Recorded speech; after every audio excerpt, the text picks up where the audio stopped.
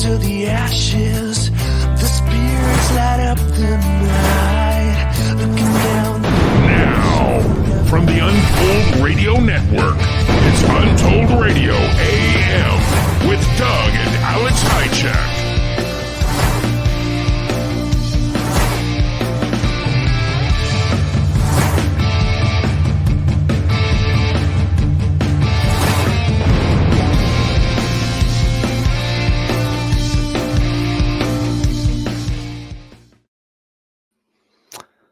Hello, Alex. Hello. How are you? Good. How are you doing? Have you seen the storm that's coming? Yeah, it's looking pretty bad. Pretty bad. Well, there's out. tornadoes on the ground just north of us, up in Aiken, about 80, 90.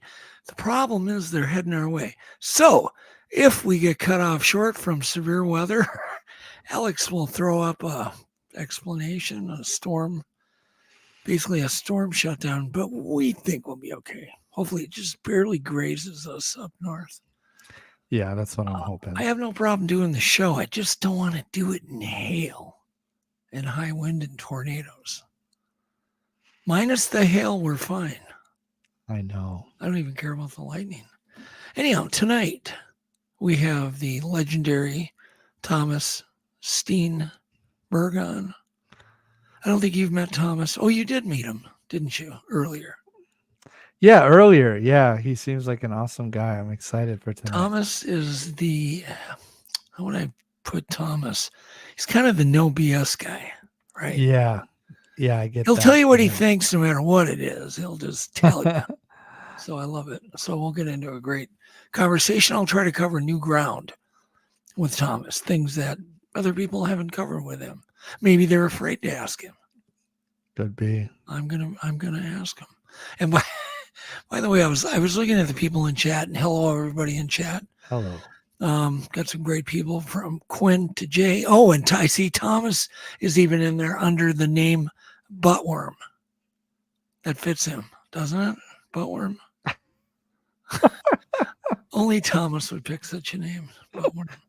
I told you it's going to be quite a night. It is. Anyhow, so we've got Thomas on. We're going to have tech breakdown.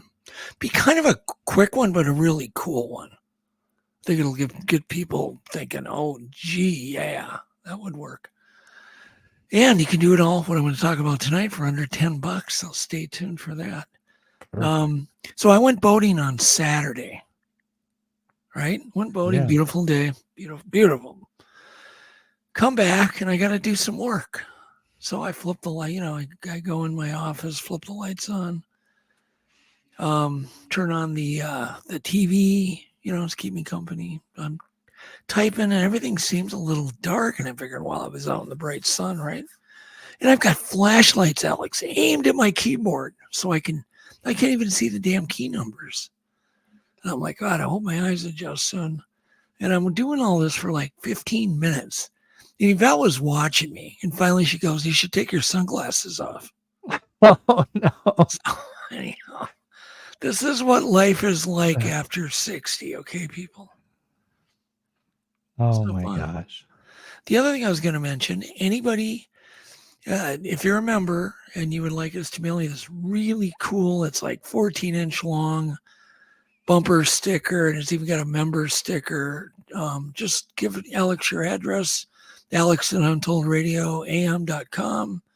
Send him your address if you're a member, or become a member, and Alex will shoot you out immediately. How many are you going to send? 1, 2 of these to each person? Or just one? If you want to, just say you want to. Yeah. If you want to, just ask nicely. Yeah. Or you could ask mean.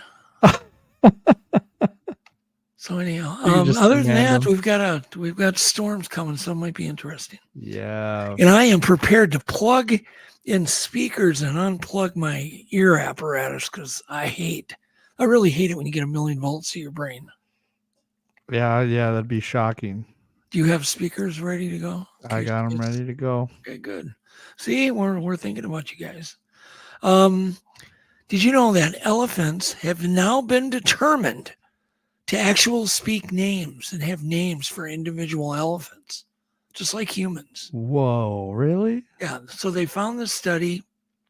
And as you know, elephants are the biggest mammal, other than a whale, biggest land mammal, I should say, other than a whale. But apparently the World Wildlife Fund went ahead and they worked on this for a long time. And they used individual vocal identifiers to call different elephants and get different responses. And they tested it, I think, with over 300 elephants. And they actually have a name for each elephant has a name. That's kind of cool. That is pretty awesome. Study appeared, if anybody wants to look it up. It was published Monday in the Journal of Nature, Ecology, and Evolution.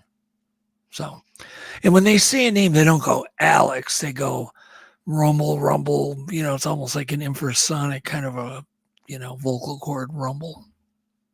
Right?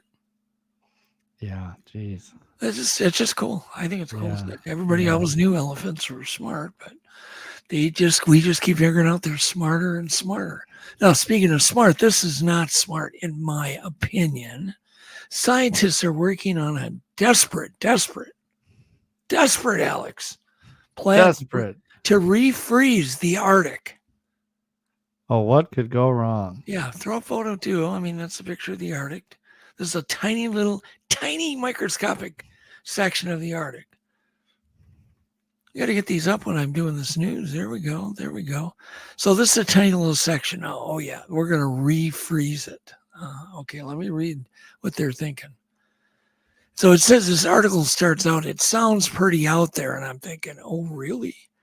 To save the Arctic, the snowy Arctic, I don't think the Arctic needs saving. It's been freezing and melting and freezing since the beginning of time. And of course, it has been retreating for a mere 30,000 years. It's been retreating. So anyhow, they have plans to hack the entire region's climate, right? And that doesn't entail popping the North Pole into a large deep freezer. They're, like ground beef. They're talking about doing things like coating the ground with reflective crystals. Oh, that wouldn't cause any environmental damage, would it? Of course not. Oh my God. It goes on, and I don't even want to read it. It's so bad. It's like, really?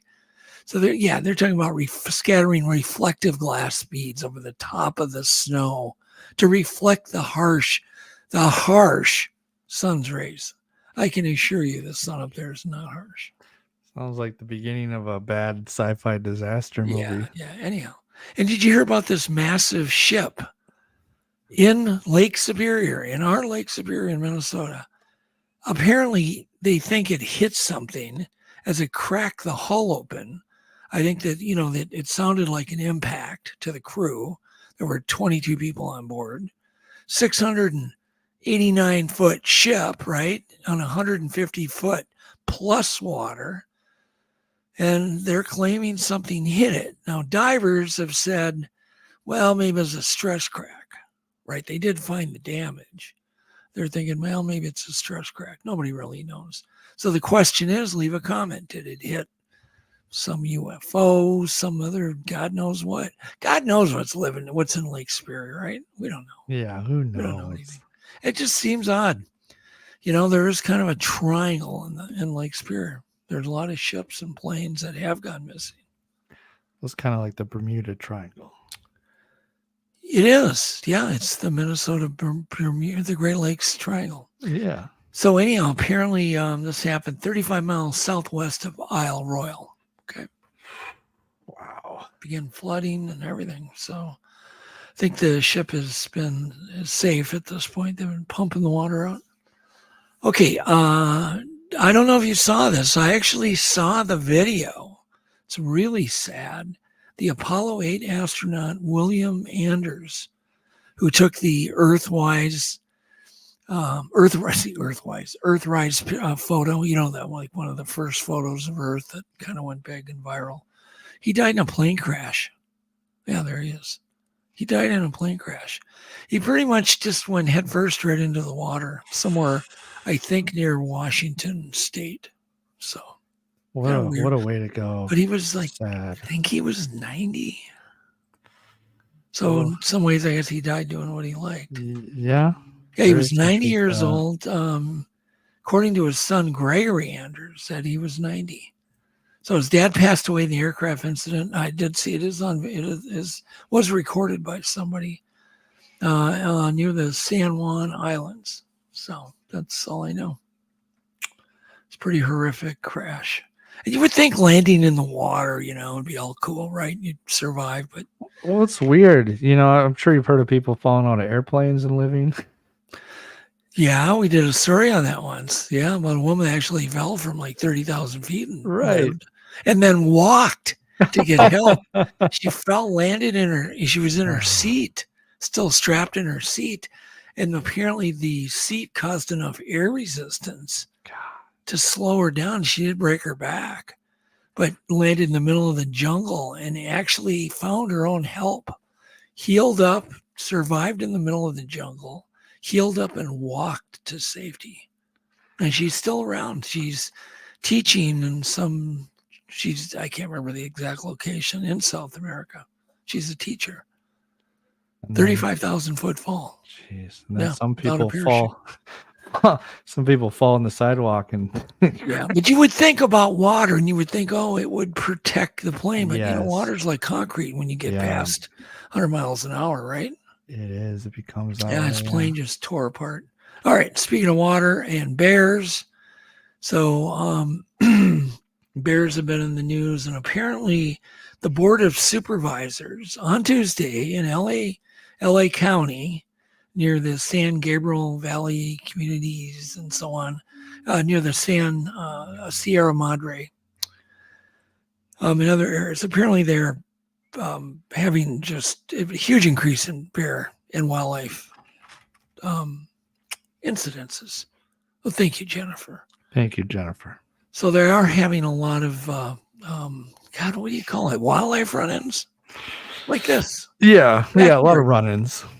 Yeah, these bears and mountain lions are invading homes, parks, schools, blah, blah, blah, blah, blah, even shopping malls, So the reports have gone up from 130 reports of black bears in residential areas in 2022.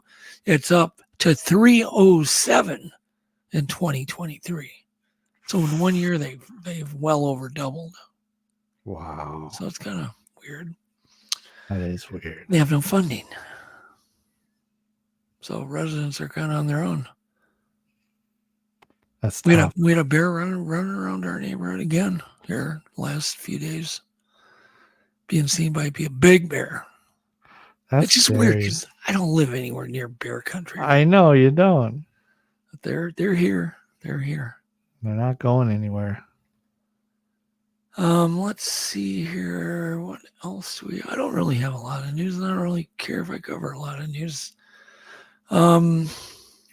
Let's jump right into the tech breakdown.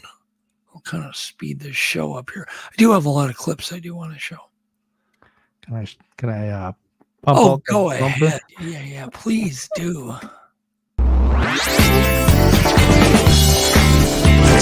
Technological breakdown.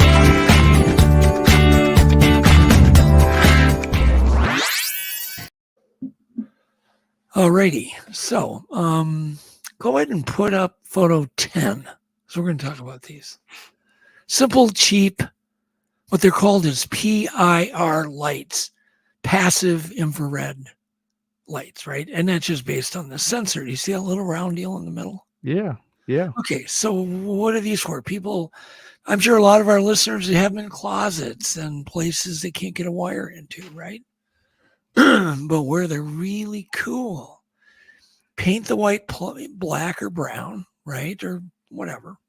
Try to use a non-toxic type paint like acrylic. Yeah. Paint them and then take them out when on your next camping trip and bury them. Just put a very fine layer of soil duff over the lights and just let that PIR sensor just barely stick out, right?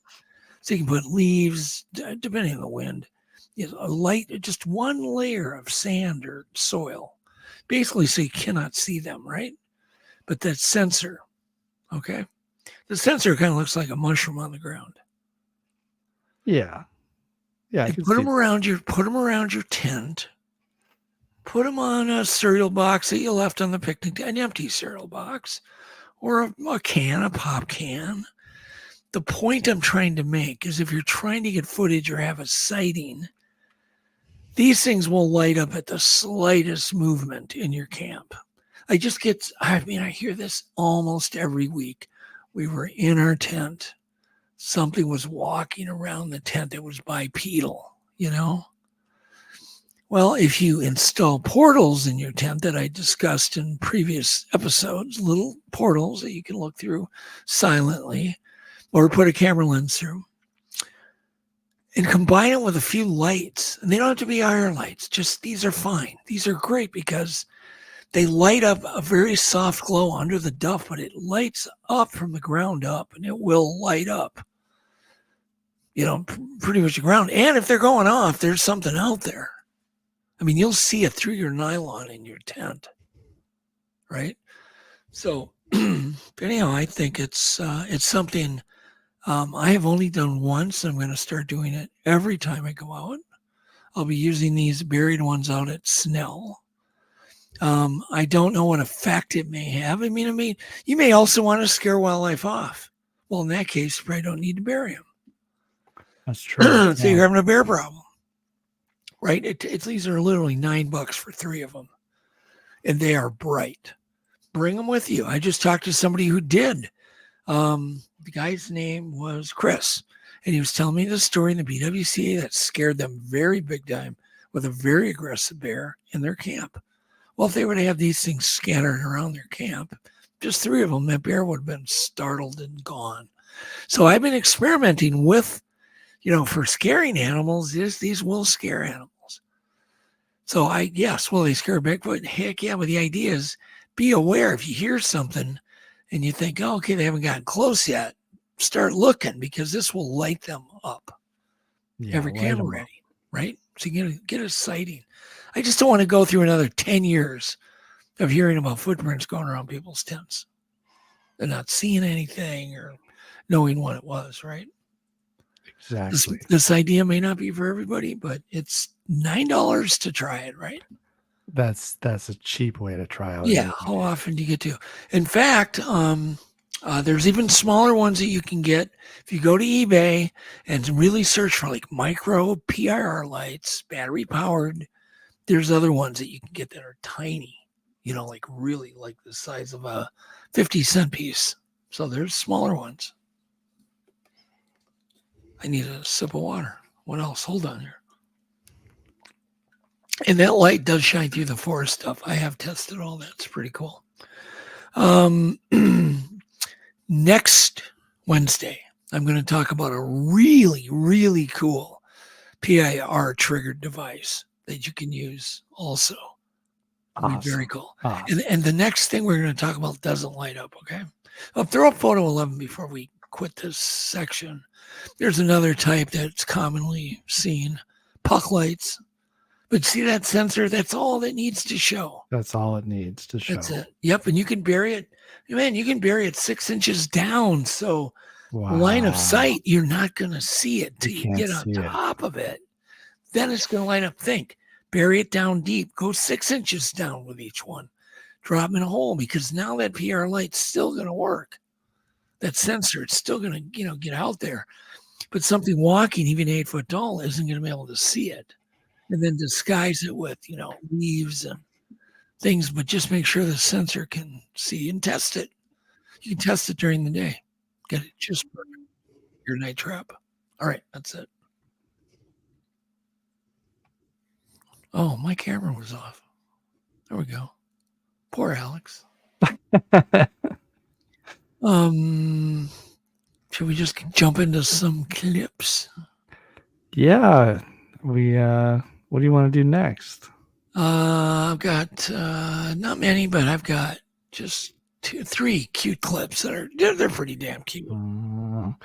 Cute enough to play the If you had bumper? a bad day, this will cheer you up, right? Right. So cute clip 1, sound is good. Beware of waving bears. Good. This is a wild bear. Cute. Distinguished one. gentleman. Look at the way he is sitting. Yes, very distinguished. I don't get it. Why is the bear waving? I don't know. Look at I mean, this this isn't a zoo. distinguished gentleman. It's a Look at grizz. the way he is sitting. Yes, very distinguished.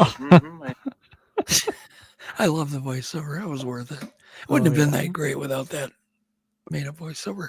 Cute clip 2. Sound is good.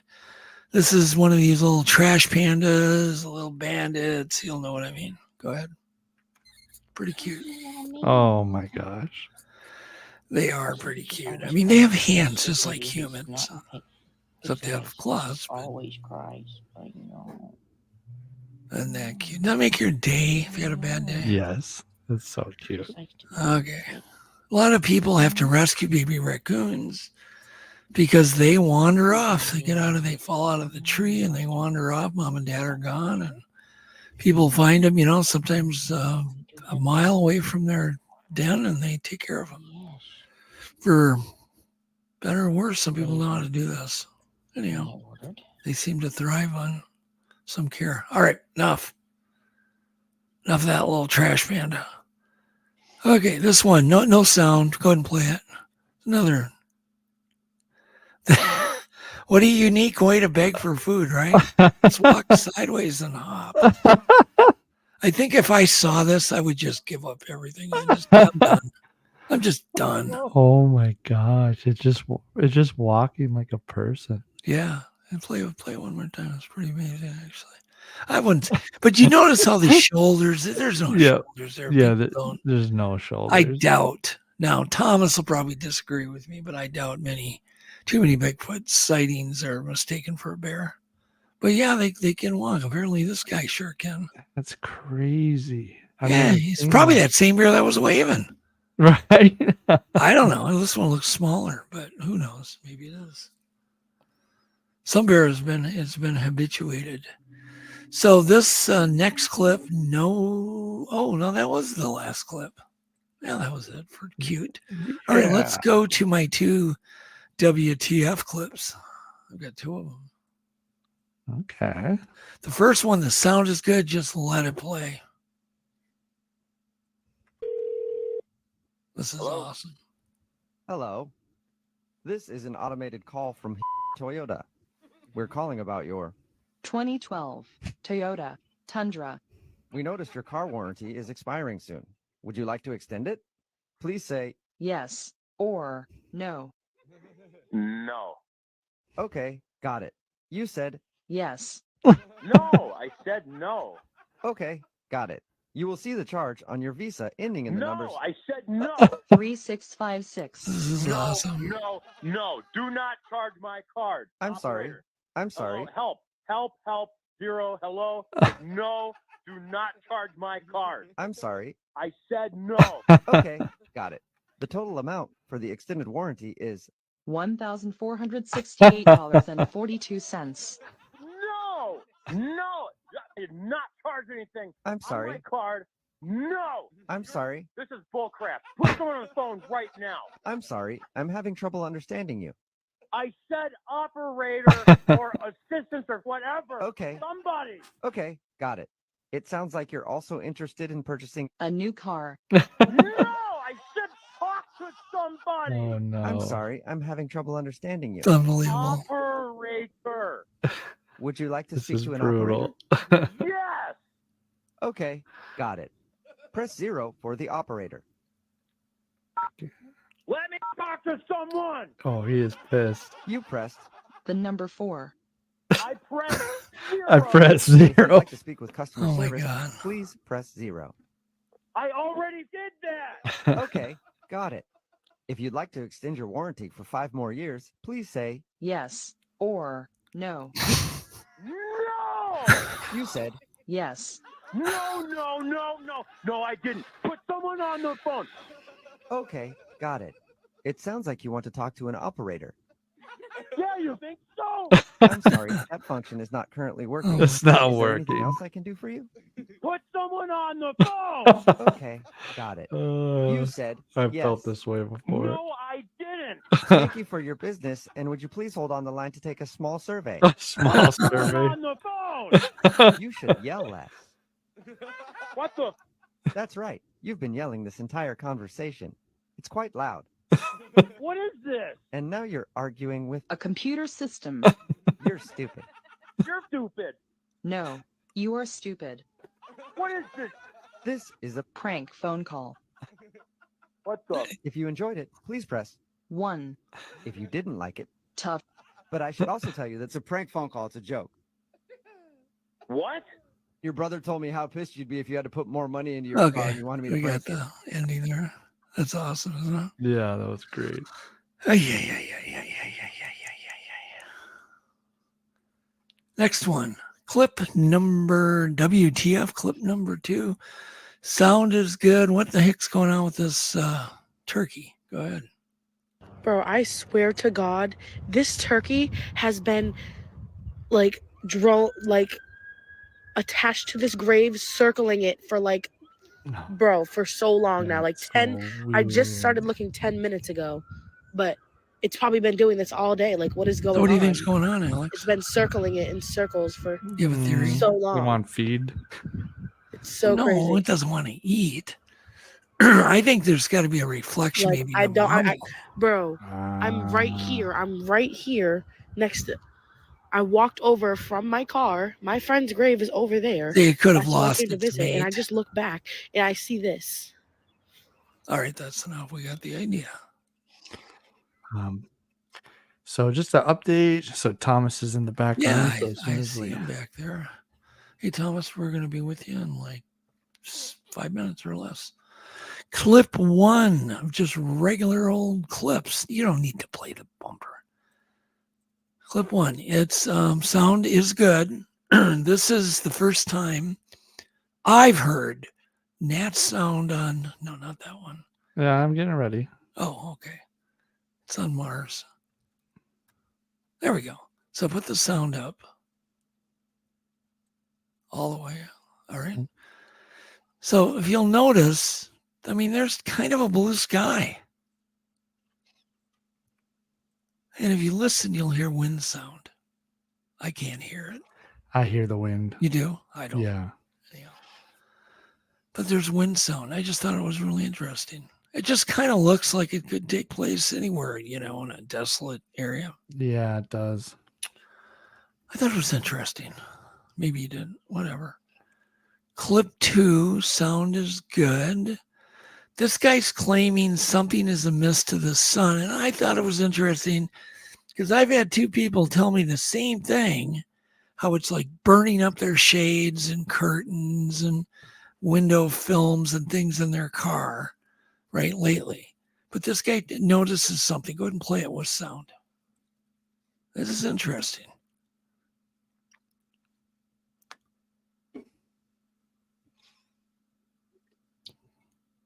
Where's the sound? It's important. You got to start it over if there's been no sound. All the cows right now in the morning are avoiding the sun. So he says, okay, it's morning. All the cows are avoiding the sun. They'll stay on the edge of the shadows, but they won't go in the sun. So if what he's saying is true and it's morning, it is a bit odd. Most cows like to kind of sun themselves in the morning. What's going on with the sun, guys? It's so weird. I thought it was interesting. Yeah. We are in this solar maximum at this point. So who knows? I have noticed some stuff. I mean, I put new window film up. It's already fried, like burnt crisp. It's kind of like, what? Yeah, it's like 20-year vinyl. Jeez. All right, clip 3, sound is fine. This is strange. This shows you the extremes that you can make with a 3D printer, everybody. This is a gear ball. This is really, really interesting. Go ahead and play that. So this gear ball has been such a hit with you guys. I got over 2 million views. I thank you. And I think 6,000 subscribers from this one post, which is absolutely mind-blowing to me. So this model is not mine. This is from a guy named Ruben Balls. If you look in the description of the original video that I posted, you can actually link to his profile from the @ in the original description. And this was free at a point, but now he is charging a membership fee on his Thanks 3D. And I was actually thinking about joining that. So and you possibly gotta print me one. Etsy shop and selling these. I Right, know a lot of you right. guys are interested You have in like purchasing 6 3D something like this. So printers. I Yeah. have different color Yeah, PLAs, definitely. dual color, That's awesome. tricolor like this one. This is a red, green, blue from Grot Kit. That And is so cool. let me know down Talk in the to comments Nick and below let's get one of first. those. Yeah. I just think it's fascinating. Super sweet. All right. That is the gear ball. Clip 4 sound is good. This is the tiniest armadillo in the world. It's called the pink fairy armadillo. It almost looks insect-like. Go ahead. It does look like an This insect. tiny cutie animal Oh is my the gosh. smallest armadillo in the world, the pink fairy armadillo. Unlike their heavily armored cousins, the pink fairy armadillo's shell is You a can turn the sound fascinating off now. paradox, flexible for Isn't that cool? Yeah. It's amazing. Yeah, it's kind of insect, kind of creepy, but cute. So it makes itself pink by expanding its blood vessels. Oh, it's okay. That's how it gets. Just out. like a person's face turns red, like you do when you get embarrassed. Yeah. That's you do the same thing. As a pink armadillo. You're just like one. Yeah, just the same. The same. All right, enough of that crap. Clip 5 is really interesting because, mothers leave their fawns all the time. People find them, take them home, think they're abandoned. They're really not. The mothers command them to stay, but sometimes they don't listen. But this will be the first time, I guarantee, everybody will see this behavior that you're about to see. And we've all heard deer blows. Some people don't know they're hearing a deer blow, but deer blow when they're scared. I once had a deer look in my tent, put his head in my tent, and we were nose to nose for like 2 minutes until one of us blinked. Like he had no idea I was even there, right? Because he was just waiting for me to move. So he stuck his head in I was in a turkey blind. I was filming for a TV show, but he stuck his head in the tent and we just stared at each other until I moved or blinked and he let out this blow. Okay, turn the volume up. This is important. Watch this. Watch what the fawn does. Oh my gosh. So you wouldn't think that fawn would know to do that. They're not stupid. No, they're Just smart. boosh drops. Play it one more time. It's a clip.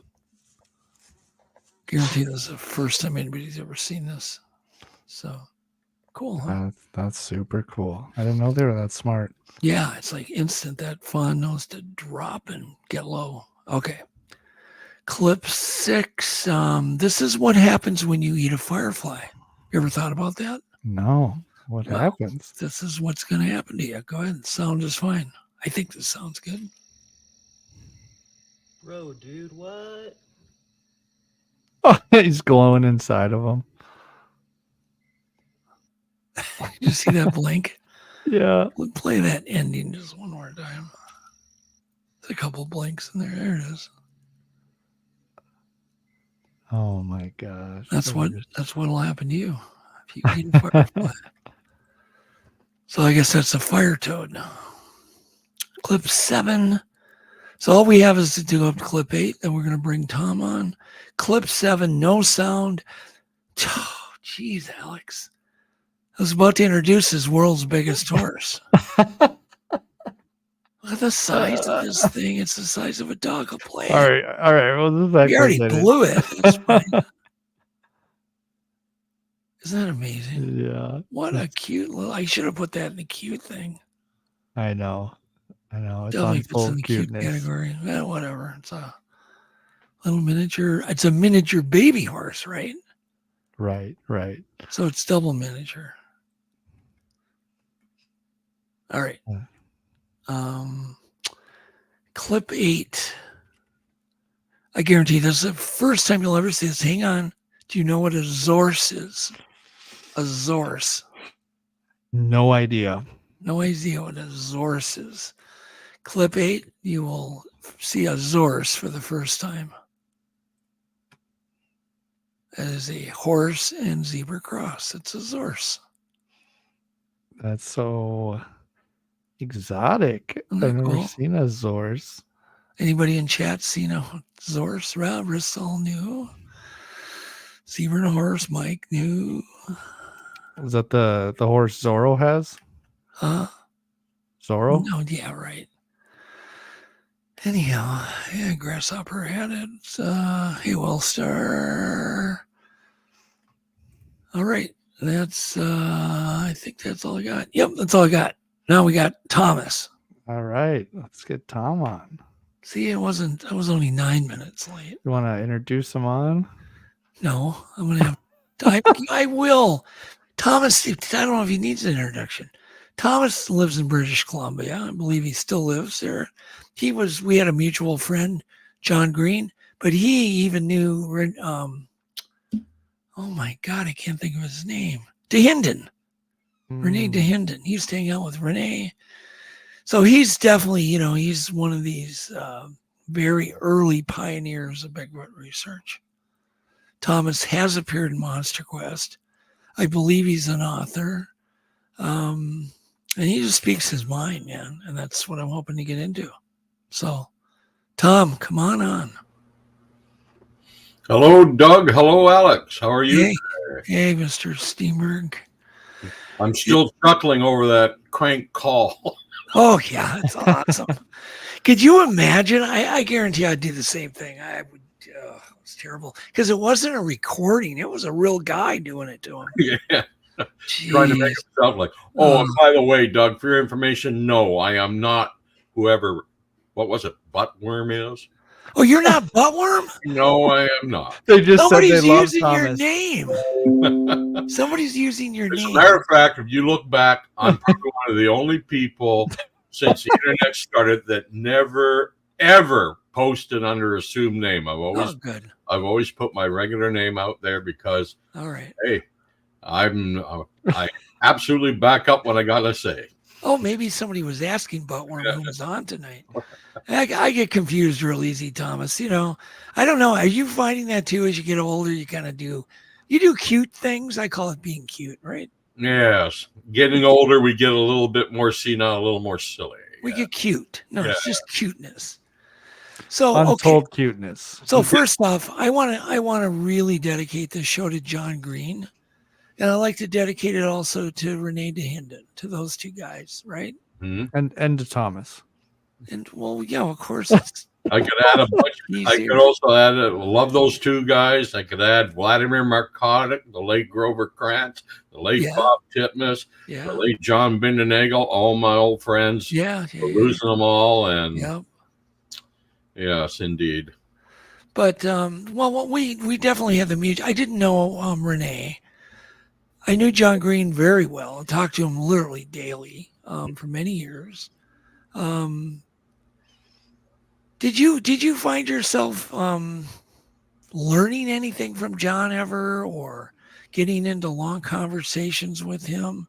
I've learned a lot from all these gentlemen. Yeah.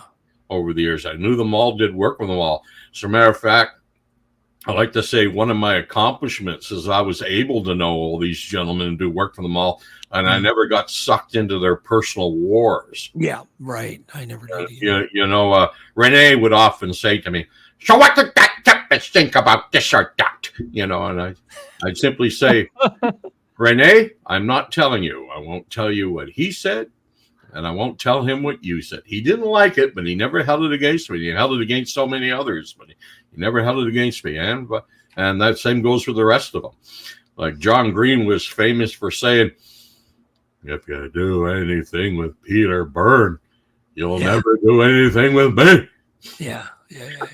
Well, I finally met Peter Byrne face to face in 2010, and first thing John said to me, the next time I saw him was, "So I hear you had a nice chat with Peter Byrne." Oh, well, here we go. He didn't hold it against me. Okay. Well, we're going to jump right into some weird stuff here. Enough of that. Small talk. I want to know straight up from you, have you come to a conclusion as to what you think these things probably are? Well, I'm still trying to figure out if they actually exist. Okay. If they exist, what do you think they are? What do you think they're going to be? I think we're dealing with an undisclosed, unclassified primate. Okay. Nothing more, less, nothing less. To me, the Sasquatch is strictly a zoological mystery. Okay. I'm not into the paranormal explanations or anything like that. Yep. However, I am a researcher, and I accept the possibility I could be wrong about a lot of things. And if I'm ever proven to be wrong, I'll gladly admit it. Well, good. Yeah, that's a good way to be. I mean, so in one sense, you're saying you're open-minded, right? Right. It's kind of the same thing. You don't think it is. No. If you were a betting guy, you're going to bet against it. But if it happens to be you lose the bet, you'll accept it. Right. Yeah, that's a good attitude. It's healthy. So do you think we are in our lifetimes? I mean, we're getting older, Thomas. Are we going to see an end to this damn mystery? Or what do you think it's going to take? What do you what are your thoughts ending this damn thing? Okay, well, this is going to start off with a bang. Okay. I think the next 5 years, and I'm only expressing my opinion, yep, between now and 2030 are vital. I proposed a project about, well over 15 years ago now, called the Coquihalla Project. The Coquihalla Highway is a highway that runs between Hope and Kamloops, British Columbia. They built it during 1986 during Expo. And the Coquihalla Highway has wild fences all along its length to prevent wildlife from crossing the highway and getting killed.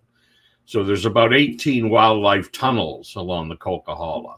And I had an idea many years ago that if we could cover these tunnels with solar-powered cameras, trip cameras, and enough time went by that we got evidence of every large animal we know is there, and we don't get a Sasquatch, well, then that would convince me that the Sasquatch is probably folklore and myth. Well, what would happen if it decided just to go over the top of the mountain and not use that tunnel? Well, again, this is what always comes down to it. It would have to cover all the crossings too, lakes, rivers, creeks, anything big enough for a man to get through.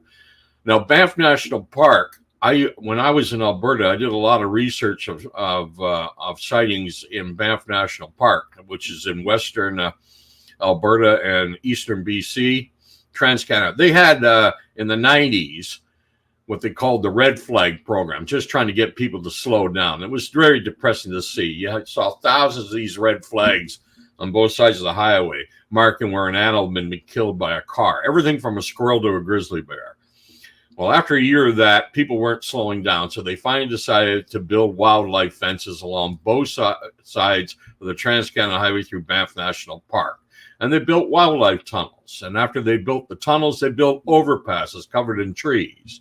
And unlike the Coquihalla Highway, they did put cameras out on these. This started in the mid-1990s. And they were able to observe long enough that they knew that grizzly bears that were alive when the tunnels and the overpasses were built wouldn't use them. But bears born and weaned since their construction have no problem with them. And they have photograph and video evidence, and you can even find this stuff on YouTube, of every animal you can think of except guess what? Yeah. Yeah. Now, they even got images of very strange people. But the only out is... What do you mean? What do you mean very strange people? Are we talking? Well, people look like men who look like they're mountain men living off the land and things like that. You didn't know they were there. And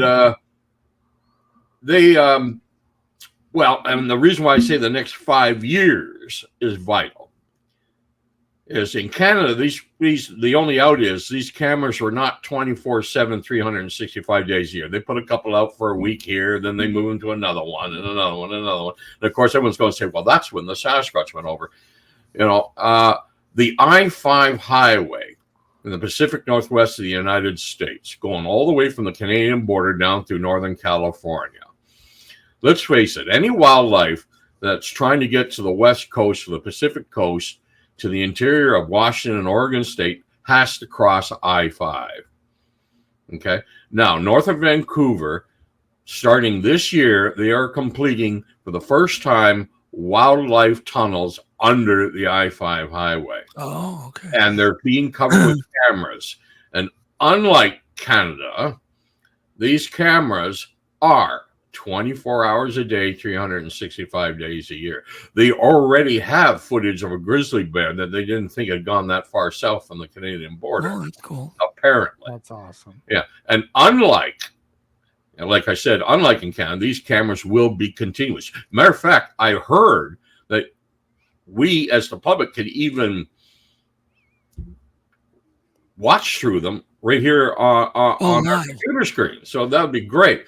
The only problem is, another drawback is with AI, and they're not really keeping these cameras and tunnels a secret. It's only a matter of time before I feel some clown will do something with a ghillie suit, or someone with knowledge of the AI will try to fake something. Okay. That's the problem. But I think the next 5 years will be vital, especially if it's enough time that every large game that we know is there, we have footage of, and we don't get a Sasquatch. You really have to wonder why. Did you ever hear about that incident on I-5 where there was a number of calls went into the police where they were saying there was a Sasquatch trying to cross the road, and it was apparently bouncing off cars going 60 miles an hour. Yeah. And bounced off one car in particular. I interviewed the guy. Yes, Terry Reams. Yeah, exactly. And that was December the 6th, 1970. Oh, geez. Okay, goodbye, everybody. Okay, now that was not the I-5. That was the I-84, which is the highway that runs along the south bank of the Columbia River on the Oregon side. Okay, well, it's close. I'm close. Yeah. But see, Thomas, this is why you're the legend, man. You got a mind like it's crazy. Wow, Yeah, I've been called a lot worse. I've been called a lot worse. Well, that Terry Reed, tell that story because it's a fascinating story. Well, Terry Reams was driving, heading east on the I-84 on Oregon on December 6, 1975. And it wasn't just him. He had some family members in the car with him. Yep. And it was kind of a rainy December day. There wasn't a lot of snow on the ground, but it was a lot of rain. Yep. And this object, this creature, was in between the east and westbound lanes, and it seemed to be rather in a panic because the traffic was rather busy. And the Reams actually watched this animal cross the road and actually strike a camper with its hand. Oh, and okay. it kept He hit a going. camper. So Reams, Terry always said there had to be at least a dozen people in a dozen different cars that saw this thing. And he phoned it in to the police. He said, yes, you're about the ninth person to call it in, and 3 of them are other police officers. Yeah, right. So that was a fascinating case. But also, isn't it also interesting? He's obviously right. It had to be seen by a dozen people. And yet none of these people, as far as I know, have ever come forward to tell anybody about it, other than phoning in the police at the night it happened. The only one I've ever talked to is Terry Reams himself. Yeah. Yeah. He sure seems credible. I mean, I interviewed him too, and I met him in person. And it's a fascinating case. Yeah. And there have been sightings on the I-5 before. And I-5 running south to west. I've been there on 3 o'clock in the morning going down there, and it may not be cars every 40 feet, but there's always tail lights in front of you, and you can always see headlights of cars coming the other way. You know, it's never empty. But explain why the creatures may be there, the river gorge and whatnot. Can you explain the whole biology of the area? Well, it's West Coast rainforest for most of its length. And if the creature is crossing the I-5, I have the feeling that it has to be using the river bridges, going underneath the bridges along the banks of the rivers or things like that. Because even though we've had occasional reports along the I-5, there hasn't been a lot of them. Yeah. Did you see the comment from David Ellis? He said, yeah, there's numerous BFR reports of Sasquatches crossing I-5 south of Olympia. Okay. So what you're saying is that we can get just these government cameras and get footage from the government, and guys like you can get a hold of it and say, hey, this is the real deal. That yeah, would that's the problem, but it would have to be really studied now because this AI is getting very, very, very complicated. You know, AI is rather new, so you see most of the still photos that are AI created now. They're coming out with stories. Oh, this is an old photograph that was found in a drawer that was taken back in 1984 or something like that. Now, eventually, you're going to see that die out, and people will be saying, "Oh, this was recently taken by me on my vacation." Yeah, and there's got to be a way to determine whether something is AI or not. That AI is going to be a big problem. It will be, but Alex, can you explain where we're at with it right now? It's according to Sasquatch art and animation. Can you tell us how bad it is? Well, definitely the images are getting pretty good, but for animation or video, it's horrible. Mm-hmm. They can't even get the amount of fingers right. But it definitely, a few years from now, I can see it being a huge problem. Mm-hmm. But we're not there today. That's why, in my opinion, the next 5 years for those underpasses on the I-5 are going to be critical because they're covered 24/7, 365 days a year. That's pretty interesting. So why have they added so many cameras? Do you know, Thomas? I think they just want to monitor its success rate, whether or not it's working. Sasquatch is not on their brain. They just want to know that wildlife is getting over or under the I-5 without getting hurt. Well, let me ask you this: what if someone were to say, let's say they get no footage of a Sasquatch, and someone says, "Well, Thomas, they all left. They can detect all these cams, and so they've migrated." Well, people who desperately want the Sasquatch to exist and are unwilling to even consider any argument to the contrary are always going to go on that merry-go-round of finding excuses. People don't like it when you shoot their Santa Claus. That's nicely put, Thomas. Yeah, and let's face it, the biggest problem in my own opinion, in the Sasquatch field today is the field itself. There are a lot of fine, good researchers out there. There are, but there are also a lot of people who are more like religious fanatics trying to push a faith rather than someone trying to find an answer. Well, can I ask you this? Because obviously you've been in the game a long time and been researching this. Why is it that, it seems like as we've gotten more and more cameras and trail cams and, everyone's got their cell phone camera, that it's like we've yet to get footage better than the Patterson footage? Yes, that's one of the big conundrums of the whole thing. It really bothers the hell out of me. In 57 years, something of that quality has never come up again. There are some interesting footages that who knows what it is. I'm still fascinated by the Redwoods footage in 1995. It's not real. 1993, yeah. It's not real. I analyzed that to death. And it's a rope and it's stovepipe legs and it's completely fake. I could show you in 5 minutes why it's fake so that one, a cool area and it's kind of a cool premise, but it's fictitious. I'm not 99. I'm 100% on that. Well, it's the whole story behind it that fascinated me because this was before the Blair Witch Project made that genre of putting cameras in your face and acting scared became the trend. Yep. I mean, these people, as far as I know, were a film crew who were doing a series of programs on camping sites and motel sites along the Pacific coast, and they were going to do an episode every week talking about whatever area they were filming. Yeah. And Anne-Marie Goodard missed Playboy Centerfold 1984 or 85, I can't remember. Took me a long time to find a copy of that magazine because I feel it's always important to have a picture of the witness for the file. It took a long, long time for as far as I know, I haven't not heard of any of them coming out and saying this was all BS on our part. Well, let's put it this way. I've actually got close-ups. Never aired. I have close-ups of the blue tennis shoe. Oh, well, I'd like bottom, to see including the logo. Peter Byrne tried to tell me it was a tennis shoe, and I don't see a tennis shoe. Well, I'd have to show you how I did Yeah, it. And I enhanced it to the point where what I do is forward reverse it loops, but then I zoom in on it.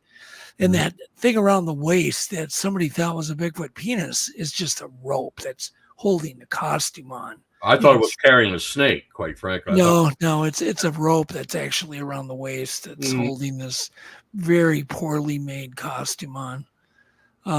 Stovepipe legs, tennis shoes with white soles. Well, in your opinion, Doug, were they hoaxing it, or were they the victim of a hoax? They were hoaxing it. They set those girls up to scare them. All right. So the original story that they got lost and went down the wrong road was nonsense. Complete nonsense, yeah.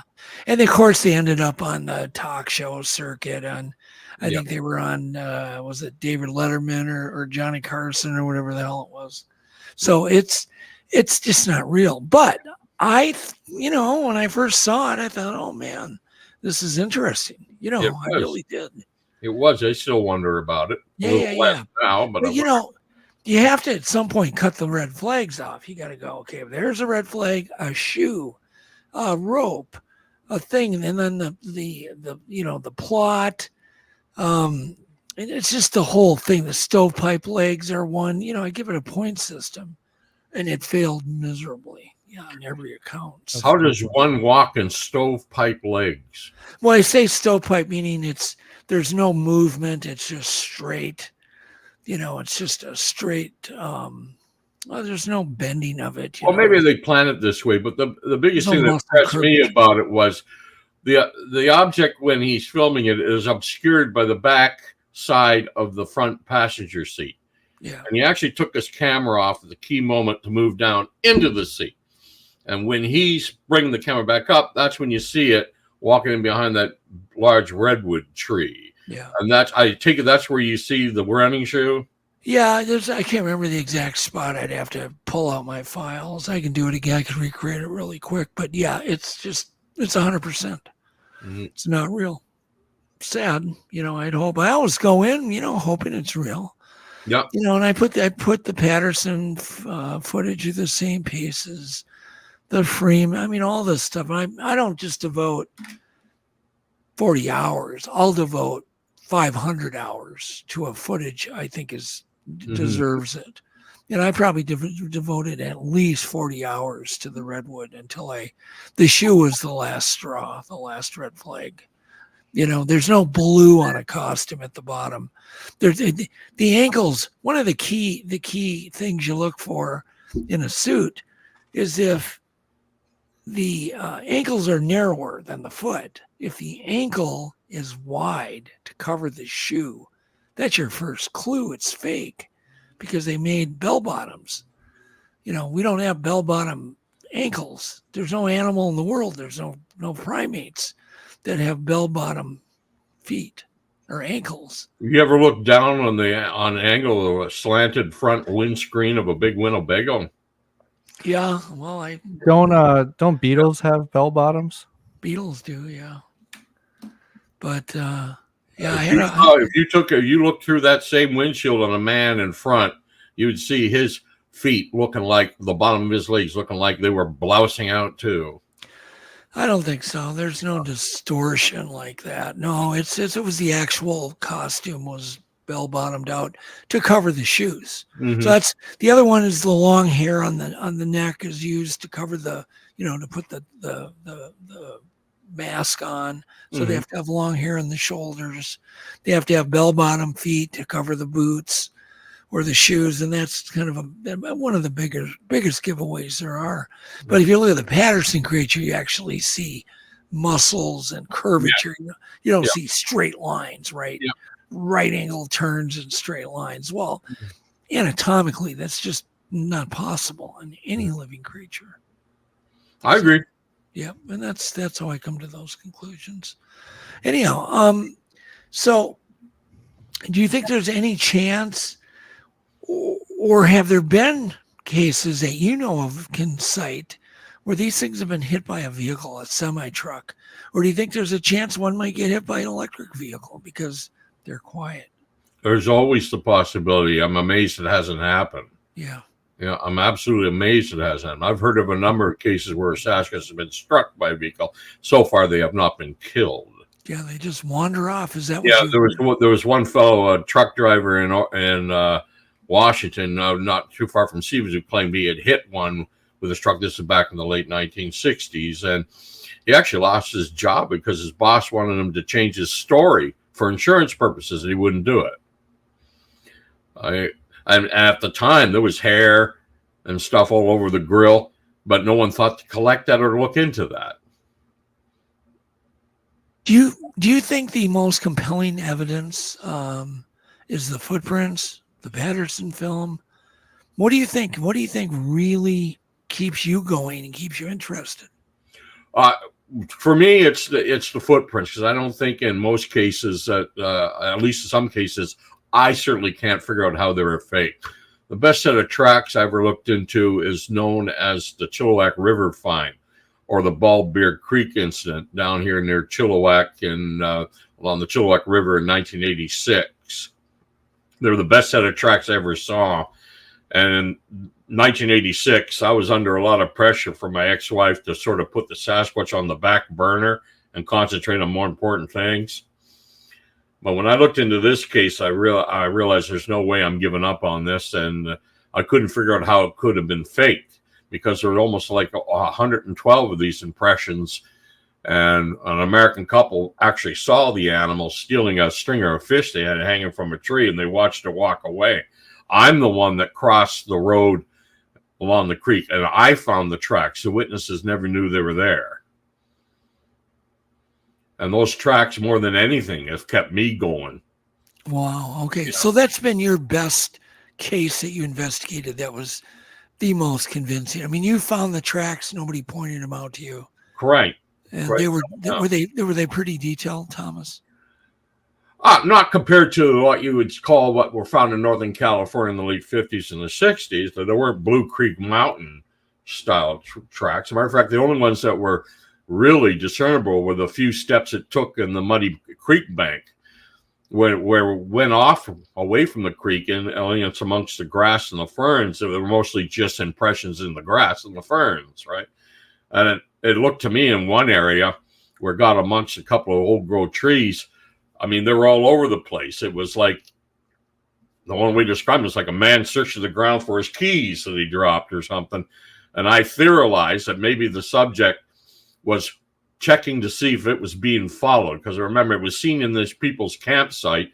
It stole a stringer of fish they had hanging from the tree and took off, and it crossed the main road, which wasn't paved back then. It is today, and disappeared along the banks of Bald Bear Creek, and they never went after it. As a matter of fact, I had been 5 minutes later, I would have missed them, because I drove into the exit, because there was the recreation. It's known as Riverside Recreation Area today. I drove in there, and there was this orange camper truck or pickup truck with a camper with Utah plates coming out. And I stopped these folks. I said, "Did you hear anything about anything being strange?" And the woman said, "Oh, you mean the Bigfoot?" And the husband just shot a look at her like, "Shut up." So if I had been 15 seconds later, I would have missed them. I never got the story, but I managed to calm him down, and they put off their leaving for an hour or so to tell me the whole story and go over it. And Mr. and Mrs. Harris from Salt Lake City, Utah, they were on a 2-week vacation. Their first week they spent doing what she wanted to do, which was go to Expo, which was going on in Vancouver at the time. And the second week was camping and fishing. They were planning on going from here, going on the Trans-Canada Highway, going to Alberta, and going back down the States from Alberta. And this happened to them while they were fishing. All she saw, he looked at her, and she was pointing back at their campsite, and he looked, and he said they saw this gorilla thing sniffing a stringer of trout they had hanging from a tree, and it just took the stringer of trout and took off. Wow. And they went up back to their campsite. A man came running down and saying, "Did you see that?" And they said yes. And I think that's the fellow who told me about it, what happened. That's why I rushed out there. And there were two other fellows. There were two younger guys down at the far end. They just sort of snickered and stuff. And I've always wondered in the back of my mind, do these guys pull something off? Don't know, but you always got to consider that possibility. But I was the one that crossed, and I was the one that found the tracks. Yeah, no, I mean, finding them yourself is kind of a big deal. Yeah. Okay, there's some really good questions. We're going to get to all of them. Jennifer Arnold had a question. Does Thomas have any thoughts on the possible nest sites that were investigated and found by the Olympic Project? Well, I think the Olympic Project's doing good work, but whether or not the nest sites they're finding is actually Sasquatch in creation, I don't know. Bears make nests. I mean, there are all kinds of explanations. We got to get a Sasquatch in a nest. Yeah. Yeah. Well, I know, from what I've seen with bears, and I've actually witnessed them doing their nest building, they just kind of randomly rake crap under them. These, from what I know, were almost woven. Well, what I've seen is some bears come back to the same one, and they seem to rake more every darn time, and through time, stuff gets woven on its own. Well, that could happen. I mean, you got to get a Sasquatch. Like even the Albert Osman case, he said they had sort of mats that they were lying on this overhang that they stayed under, and he said those mats they're almost like woven together, but it was from long-term use rather than any construction. Mm-hmm. Yeah. That's interesting. Okay, another question was about, I think it came from David Ellis. Investigating, it says he thinks he's remembering or misremembering that you investigated a story with a Sasquatch that was well above 10 feet tall. Oh, there's all kinds of them. In Alberta, there was a whole rash of reports between 1948 and 1984 in around Nordegg of creatures 12, 13 feet, and in one case, 15 feet tall. And the most interesting thing about those is after 1984, the extreme height report stopped, at least the last one I ever heard. And for some reason, other normal height reports, 6, 7, 8 feet, continued. And of course, there were reports of 6 and 7 foot creatures in this area at the same time that the extreme height reports. And all of them were in an 80-mile circle of Nordegg and the Bighorn Dam area of Abraham Lake, which was created by the Bighorn Dam. Why did Alberta have this rash of extremely tall height reports? Why were they all in the same general area? And why, after 1984, did they suddenly stop? That's interesting. It is very interesting. By the way, I just had to switch. We're getting storm outside. I think we're going to be okay. But I just took my headphones and switched them to a speaker system. So I got to hear you on a speaker. I'm not getting zapped, but I don't think 1,000,000 volts through the ear canal would be good. Anyhow, Yeah, me too. It's pretty bad over here. Yeah. You have storms now? Yeah. Oh, yeah. Yeah, we're expected to get 2-inch size hail. Oh, great. Tornadoes. And also, there's tornadoes on the ground just north of us right now. Oh, great. So we're just keeping an eye on it.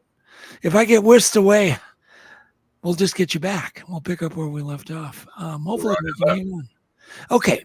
So any other questions, just put them in caps, people, so we can get them to Thomas. Also, did John Green's library all got distributed, didn't it, and copied by various researchers? Or do you think there's still some uncovered stuff that he had that nobody? Most of John Green's files and history is in the hands of the Kilby Museum in Kilby, British Columbia. Down here, they have a John Green exhibit going on right now. It's been going on now for the last 3 or 4 years, and of course his estate is in the hands of his family and relatives, his children for the most part. How many kids did John have? Because he didn't. I think he had 3 or 4. That most of them were in. Some are here. Most are in Edmonton, Alberta. Yeah. Although I talked to John every night, guess what we talked about? Bigfoot. Yeah. Bigfoot. Same thing with me for the most part. Yeah, he never really, we never really got into his family much, and I didn't pry. And and he wasn't offering. I wasn't bugging him. Did you ever stay at John Green's house? No, I stayed at the hotel right down the road. Oh, but yeah, not at John's. I I had dinner. I stayed there, and I was a guest there quite often. I always noticed June, John Green's I knew late June. wife. She always made me do the dishes, and I always wondered if she ever made anyone else do the dishes. I had dinner over there, and I don't remember doing the dishes. Thomas. Just Thomas. I asked John once. I asked John once, and he said, "Does Jim make anyone else do the dishes?" He just smiled at me. Oh my God, that's funny. Poor guy. That is funny. So, do you think these things, for the most part, are harmless? I think any animal is probably could be dangerous if threatened or it feels threatened. I don't know of any account since before World War II where a Sasquatch has intentionally, at least no reliable account, where a Sasquatch has intentionally harmed a human being. But at the same time, you got to point out that we do have people who go missing every year in the forests of the Pacific Northwest of the United States and Canada. And I do, no doubt, if you did run into a hostile Sasquatch, I think you would tend to disappear. So I don't think they go out of their way to harm human beings, but like anything else, I mean, hell, a deer will kill you if it feels threatened enough. I mean, it is the wilderness. It's not a park. It's a great and glorious and beautiful place to visit, but it is wilderness, and it's not for the timid. Yeah, a lot of people don't realize white-tailed deer kill quite a few people every year. Yeah, every year. Yeah. I didn't know deer could growl. I found that out last year. Yeah. Deer. People think, oh, it's so cute. I'll tell you, my first TV story I ever did, Thomas, was on a guy who was attacked by a deer viciously. And the cops came to help him eventually after like 6 hours because he was up in a tree, and this deer would not let him down the tree. And the cops came, and the deer attacked the police, and the police finally shot it. So, but those are the kinds of, that was my first story I ever did. Yeah. For any animal that feels cornered could turn aggressive. Well, this deer wasn't. I mean, it was in rut, right? Yeah. And you do wonder on these missing people because dead men, they tell no tales. That's right. Know, right? Yeah. We'll never know. My son, I get to tell you this story. Tell me what you think about it, Thomas. There was a man who went missing on Angleworm Lake in the BWCA. My son immediately camped there to see if there was Bigfoot activity there. So the guy goes missing. They only find his wallet. So it probably was another person that, they would have taken his wallet, no doubt. So they found his wallet just in this tent. Nobody there. And they never found the guy. So Blaine goes and camps there. Oh, wouldn't you know it? Night 1 and night 2, rocks thrown at the tent. Big ones land right near the tent and roll up. He recorded it, the whole thing. Wood knocking galore. And rocks ricocheting off other rocks. And so it was quite scary. And they actually packed up and got the hell out of there after the second night because his girlfriend couldn't take it. She was freaking out. But there was a case where, the guy goes missing. Well, just by coincidence, there was aggressive Bigfoots in that area. Or at least nobody saw him. He didn't see him. But we kind of know what it wasn't, right? I don't think it was red squirrels throwing, 12-pound rocks. Mm-hmm. It's an interesting way to figure out if people are going missing because of Bigfoot, is to go right to that area that they were last seen. I know of one incident where I was out with a group of guys I go with in 2014. We had rocks thrown at us. We never saw what did it. Isn't that interesting? Yeah, I was going to ask you about your experiences. Yeah, so, we had rocks thrown at us. We never knew what did it because we never saw anything. Aren't rocks being thrown at you pretty certain it's something with hands? Yeah, you'd figure. If it's not a Sasquatch doing it, it's a person. The only person was an old guy who was at the head of the road. And we discovered later when some of this area was logged that in order to throw the rocks from where he was, he would have had to have been the greatest outfielder in baseball history to get him around our area. We never saw it. First, the rocks were landing on one side of the road, and then were landing on the other. But we never saw anything, and we never saw any indication where something crossed this new dirt road either. So it's still a mystery. We never saw it. But I also like to point out one of the more recent hoaxing cases was a guy who was always claiming rocks are being thrown. And we went out with him with a group of people from the BFRO in Golden Ears Park. Don't worry, I won't mention any names. And I figured something was going wrong because we split into two groups to go on this 2-kilometer hike in through the bush. And only the group with this individual in it had anything thrown. And rocks was a generous term. It was more like large pebbles. And I told one guy named David Hill to, just stay back. Make sure he doesn't get in behind us. Because it always seemed like when something happened, it was when he was off to the side or out of sight. Well, one thing about these fellows when they hoax is they can't stop themselves. And just as we're about to come out and cross back over the main road again and head back to the parking area, I was looking right at him and I saw him wing a stone and he hit a tree with it when we did a loud crack. And I don't think he meant to hit it. He just did. And I was looking right at him. So I saw him throw the rock. He actually had, he was wearing shorts with, the big pockets on the legs. And those pockets are almost rattling. You had so many stones in them. Jeez. Yeah, so we caught him red-handed hoaxing, and he's still trying to play damage control to that today. But he's well known here in BC for his interest in the Sasquatch mystery and the paranormal connection to it all and stuff like that. And he's got his following of followers who will believe him no matter what facts they hear. And that's just the way it goes. It's one of the easiest things to fake, too, is rock throwing. Yeah, but if you're in an area where, like my son, they hiked in a brutal hike, by the way, 10 miles overland. And it's brutal. I mean, to the point he won't take me. I've begged him to take me. He's like, you won't make it. And you kind of can rule out hoaxers 3 a.m. in the middle of nowhere, right? It's pretty easy to rule them out. Yeah, the odds are extreme that there was nobody there, but then again, the odds are extreme. There's a large bipedal primate undiscovered in the area too. So yeah. But so never say never. Yeah. No, Alex, are you having camera problems due to the storm? No. Oh, I'm enjoying the talk. Can you what? I'm enjoying the talk. Oh, turn your camera on. There you go. I want to make sure you're there. Sweet. Anyhow, so God,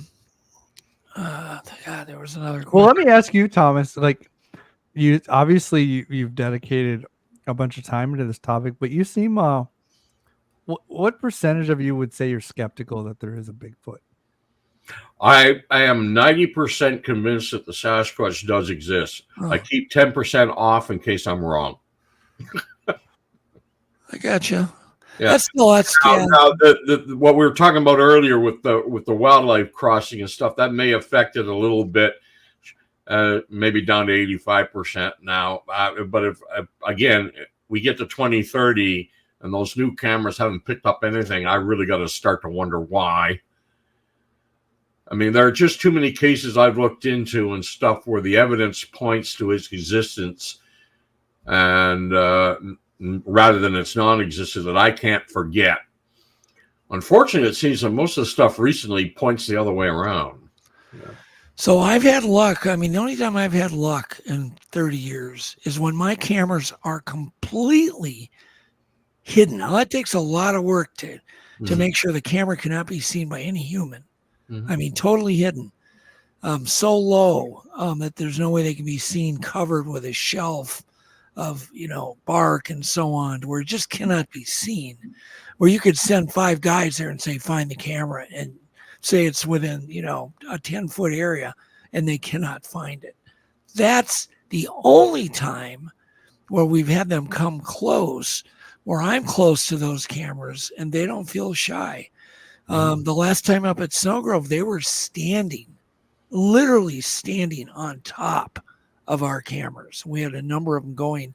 Unfortunately, they're low light, but you got to have some light. There was zero natural light that night. And the next night, there was zero natural light, no moon, no stars, and thick cloud cover. So we really were bummed out, but they were standing. But we were not using any IR lights. Cameras were completely out of sight. So there's something to that. And so we're going to do the same plan, but this year we've got some moon, right? And that's all it'll take. Well, the unfortunate thing is, no matter, and especially with AI and stuff getting better and better and better, there's no photographic evidence is not going to do it. It's going to happen when science gets what science has always demanded, and that is a body or piece of the body or sufficient skeletal remains. Nothing right. Let's back up. Let's back out of the up. realm of cryptozoology into the realm of everyday zoology, unless science gets what science has always demanded. Yeah, and that's what they're going to have to get. But any really good video, if I could get clear close-up footage of even their feet, really good moving, clear. I'm not talking about blurry, blown out. I'm talking clean, clear. It would raise the bar a bit, and it depends. It depends on the source too. If it's vetted. Yeah. I'm not going to fake footage. I think most people would trust that I haven't. But we're going to try again this year. We're going up again in August. And we're bringing, a little different tweak technology. And we're hoping still to bring back something of value versus just sound recordings. You know what would really impress me, Doug? What? If one of these expeditions that we have going out all the time here in British Columbia, sponsored by the universities or whatever, who have nothing to do with Sasquatch. They're doing a study on the salmon runs, or they're doing a study on the spirit bears on the West Coast, or they're doing a grizzly study or wolverine study. They come across something. You ever notice that most of the people who come across something, there's always a group that had Sasquatch on the brain from day one? Well, sure, because it's just like when I go fishing, I generally have to change my lures. I have bass on my brain, I go get bass. Yeah. I get pike on my brain, I go get pike. I got muskie. Why hasn't any of these? I haven't heard of any of these expeditions that I'm aware of that's even found a track, other than logging planters and stuff who occasionally come across something. It's not a lot, but when I put the call out for fingerprints, like the last BFRO expedition in Minnesota, by God, they came back and they took photos and swabbed and collected some very large handprints on a car window that were that white, that whitish kind of waxy stuff. So that's something we're going to have it analyzed. I don't know what it is at this point, but it all looks too big to be a human. Yeah, so I have some hope for that because could be 3D evidence coming. You have DNA in the skin sebum and the skin oil. You have fingerprints. You have latent details you can study, photograph, which is very hard to fake. And you have the chemical compounds that are in the skin sebum that are different in every single primate, including humans. And so that we already know. We don't know what a Sasquatch is yet, but we do know what bonobos are and gorillas and orangs and chimps. We have that skin oil already analyzed for all of them. So we know what chemical compounds are in there. For instance, we have cholesterol in our skin oil. Gorillas do not. Doesn't exist in their skin oil. There's certain types of waxes and esters. They're all very unique, which is great. So there's this cool signature. So really, skin oil could end up being that 3D evidence because you can't fake latent details. You could imagine you could try, but you're not going to fool an FBI agent, right? It's just not happening. That's pretty crazy. No one's been able to ever fool anybody on fake fingerprints yet that I'm aware of, ever in history. So So that's kind of what one of the main things I'm going after, and hopefully, that's kind of gives things get your thoughts going. Have you ever seen a handprint on a window or a car window or a cabin window before, Thomas? No. You haven't? Okay. No. I've seen them personally when I had Bigfoot activity at a cabin that we drove to, kind of right on the boundary of the BWCA that we rented the right time of year. It had blueberries. That was a long trip. It was off the grid. And because of the blueberries that were ripe around the cabin and the water sources, and the fact it's next to one of the greatest wildernesses in the world, a true wilderness that you can't even fly over, we went there and the cabin got attacked, which was incredible. And they got attacked maybe because we did some wood knocking. I have no idea. But where's this cabin? It's on the edge of the Boundary Waters canoe area in Minnesota. Okay.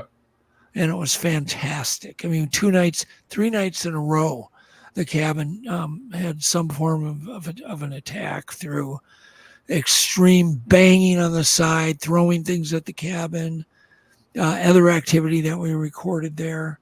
And it left handprints on the truck.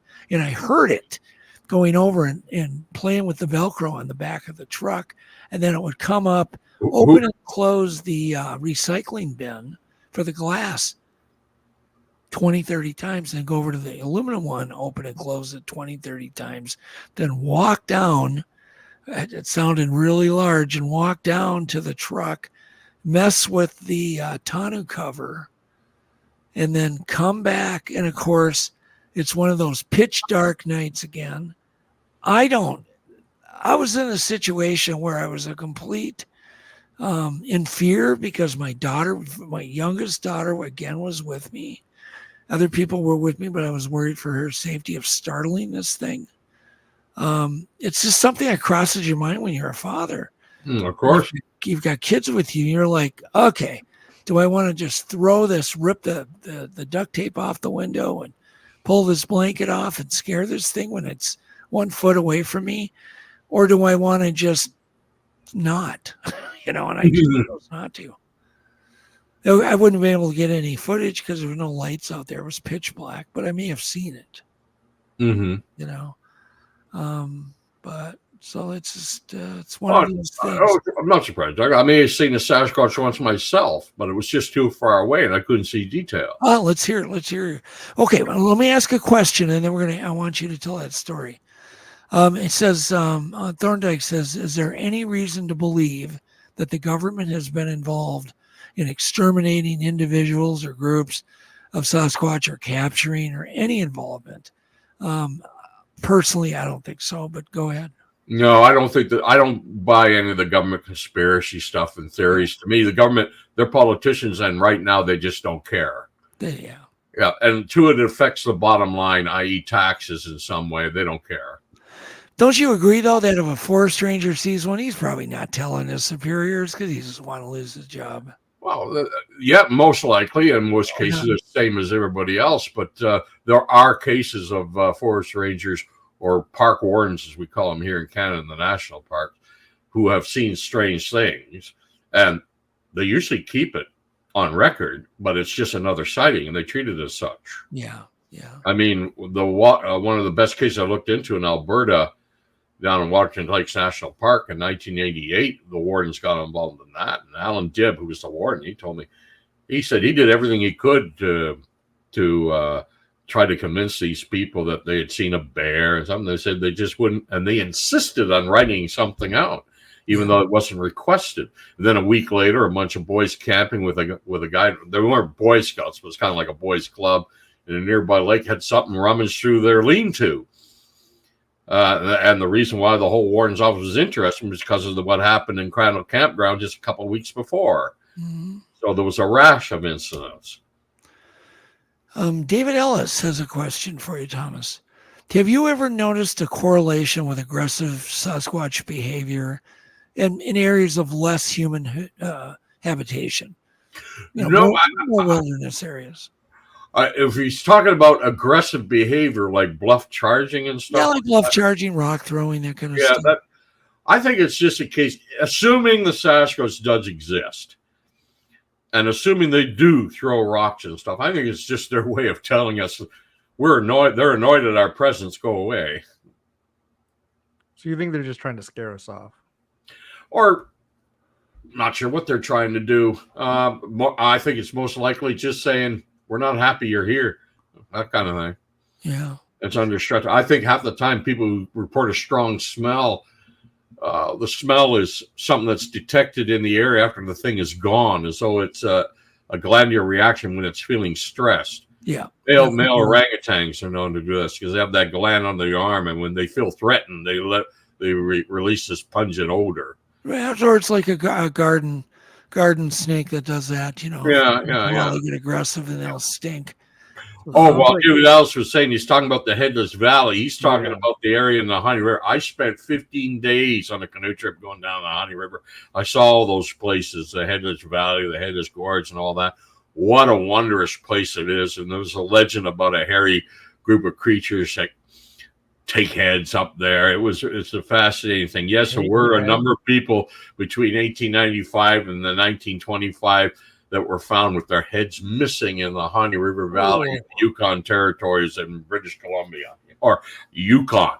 Yeah. Is that why it's called Headless Valley? Well, it's called the Nahanni River, and the Nahanni River. But the place is called. There's a place called the Headless Valley. There's a place called the Headless Gorge. There's a place called Headless this, Headless that, because of the killings that happened on prospectors back around the turn of the century, from the 19th to the 20th. Did those killings actually happen, Thomas? Yes. Well, the bodies were found. The heads were missing. Okay. Yeah. And there was one old guy. The National Film Board did a film on him back in the early 60s. He would go up the river every year, literally take his boat apart, portage it around Virginia Falls, and carry on. I slept in the remains of his cabin. And boy, did you get a creepy feeling in there. So did the newspaper reports reveal whether the heads were truly torn? Well, they just said they found the remains and the heads were gone. But who knows? Yeah, no details. Yeah, no details.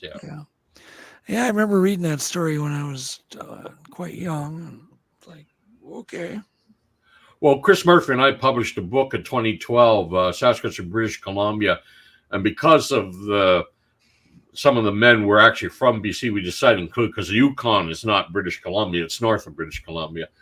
And we decided to include it anyway. We included a paragraph on that in the book. Yeah. Very cool. How's Chris doing anyhow? I got to get him on. Chris is sort of slowing down now. I haven't heard too much from him now. I think he's finding other interests. Well, that's good. He's sure a brilliant guy. Okay, another question from Will Star Monsters and Mysteries. Thomas, if you had to guess, how many of these creatures do you think are all in, I would say, North America? All of North America. What's your guess? You're a bet man. In my opinion, assuming that the Sasquatch does exist, I think we have maybe one Sasquatch for every 100 bears in any given area. Okay. Any more than that, I think they'd be seen more often. Any fewer than that, it doesn't seem to be a viable breeding population. Okay. All right.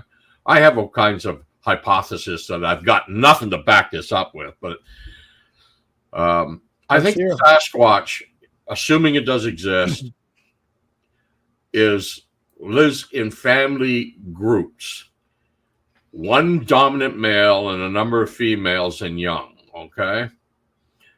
That dominant male tolerates the daughters, but when the male offspring get to a certain size, he drives them off. And they go on, live a nomadic lifestyle, wandering around place to place, getting bigger, getting stronger, getting bigger, getting stronger. And you see a lot of communities here in BC, and I'm sure Washington, Oregon too, where for a long stretch of time will go by without an incident. And suddenly for a week or 10 days, there's a number of reports. As though one had come to the area, hung around for a while, and then moved on. I think this is what people are encountering most of the time. These nomadic males And maybe one day they'll come across a family group where the dominant male is way past his prime, and they'll either drive him off and take over or kill him and take over. And maybe some of these sickly ones are seen are former dominant males that go back to that nomadic lifestyle to finish out their days if they're lucky enough not to be killed by a younger challenger, or they never had the opportunity to take over a group and they just lived their whole lives that way. But again, that's just a hypothesis on my part. No way to back any of that up. Yeah. By the way, I'm just gonna on a sidetrack. I see a lot of new people in here. You get a lot of love, Thomas. Well, in the Sasquatch fields, I would say half like me and half think I'm the devil. So the devil, come on. I don't think so. No. Anyhow, you have a lot of fans. But I want to say hi to these people, and hopefully you kind of stick around for future shows. I see Brown Dwarf. I see South Cal Squatcher. I see Brendan. And Brendan, you say you have a picture of a possible Bigfoot track on Angleworm Trail. Yes, I want to see that. Get that to my son, and I'd love to look at that. I've got Ellen Goodyear. I'm just seeing quite a few. Rabbit Homesteading. Buckwatch Crew, welcome. There's a lot of cool people in here. Lots. Anyhow, there was another good question. I love that people are throwing Manimals in.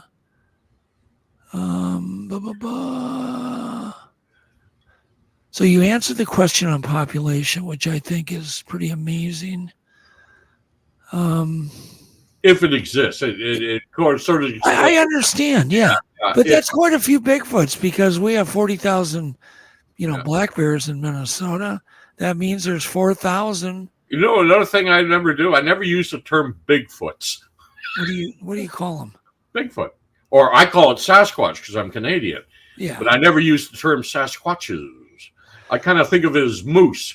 Well, it's like an octopus. Yeah, An octopus, it means many of them, not octopuses. There's no such word as octopuses. You saw one Sasquatch, you saw 8 Sasquatch. Yeah, exactly. Yeah. Anyhow, You ever hear him be called Big Feet? I do every day. I make up words. Oh, I've heard it. I just don't use it.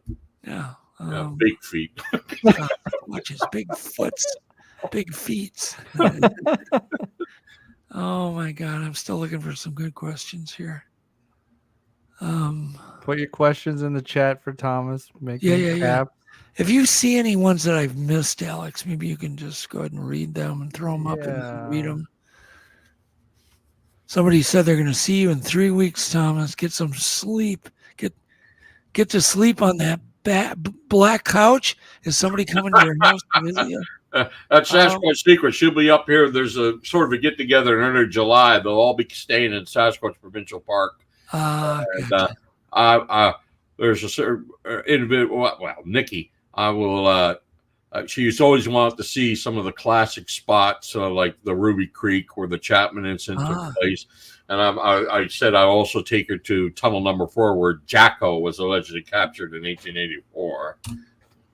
Do you think there's any credence to the Jacko story? I always thought there was some, but then it never ends. The story doesn't end. Well, some people believe it actually happened. Others believe it's an example of 19th century tabloid journalism. It's one or the other.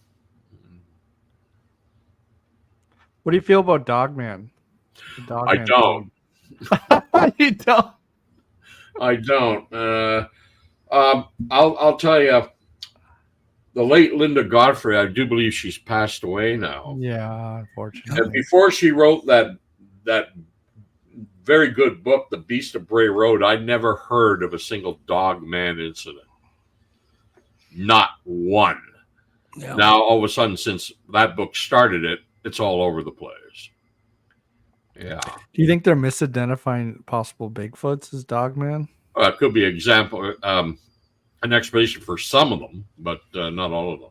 I mean, there's always been a lot of stuff. Like Renee and John, a lot of the sightings from the eastern part of the continent that they just lumped in with Sasquatch may have been actually reports of something completely different. They just lumped them in with that. And the only thing about Dogman that I know of was in French Canada, they had legends of the loup-garou, which is basically the French Canadian term for werewolf. Yep. Well, let me tell you, if we had werewolves running around, there'd be a lot of missing people because they're rather nasty things. Yeah. Okay. So we're not into Dogman.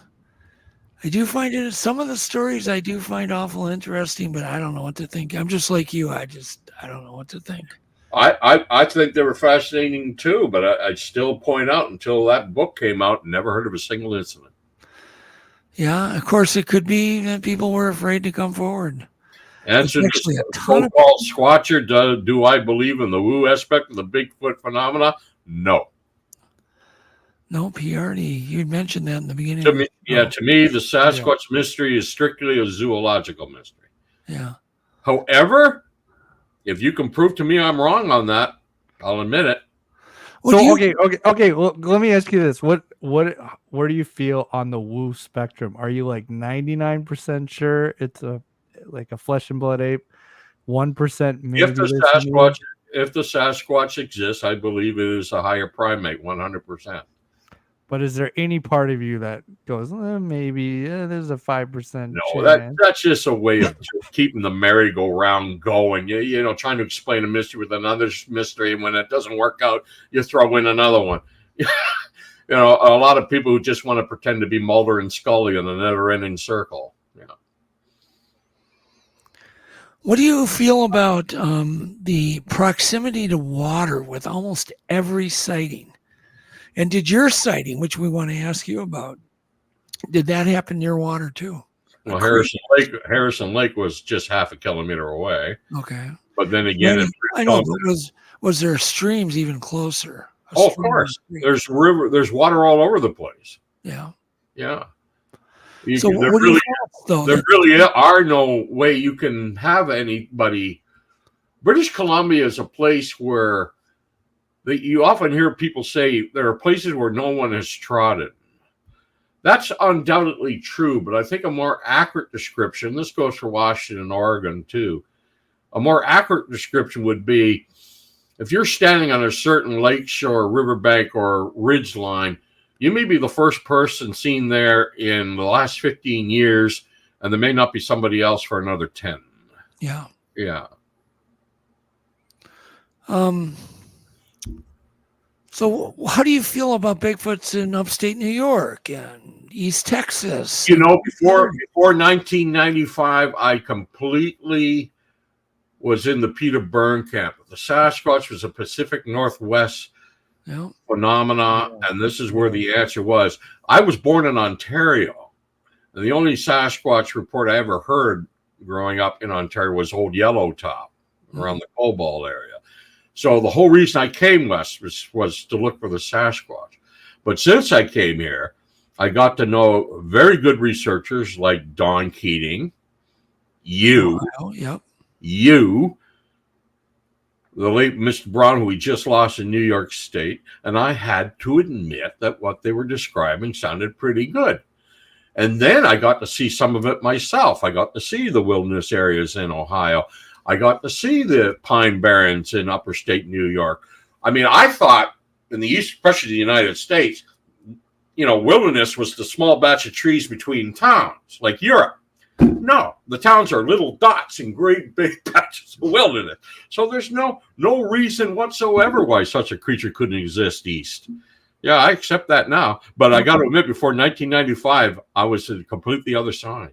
Yep. Well, Peter Byrne, before, you know, he never wavered. God bless his soul. He never wavered from that, ever. Well, until the legend of Boggy Creek came out, everyone thought of this as completely a Pacific Northwest. Yeah. Yeah, I mean, the Sasquatch was first coined on April 1st, 1929, was known as Sasquatch in Canada ever since. Bigfoot became news in the late 1950s when all the tracks were found in Northern California. No one thought to connect the two until John Green and them got involved. Yep. Well, why don't you share the Yellowtop story? You obviously know it. Yellow top? I mean, I've heard about it, but I couldn't tell anything about that story. Well, most of the sightings, Old Yellow, this is all around Cobalt, Ontario.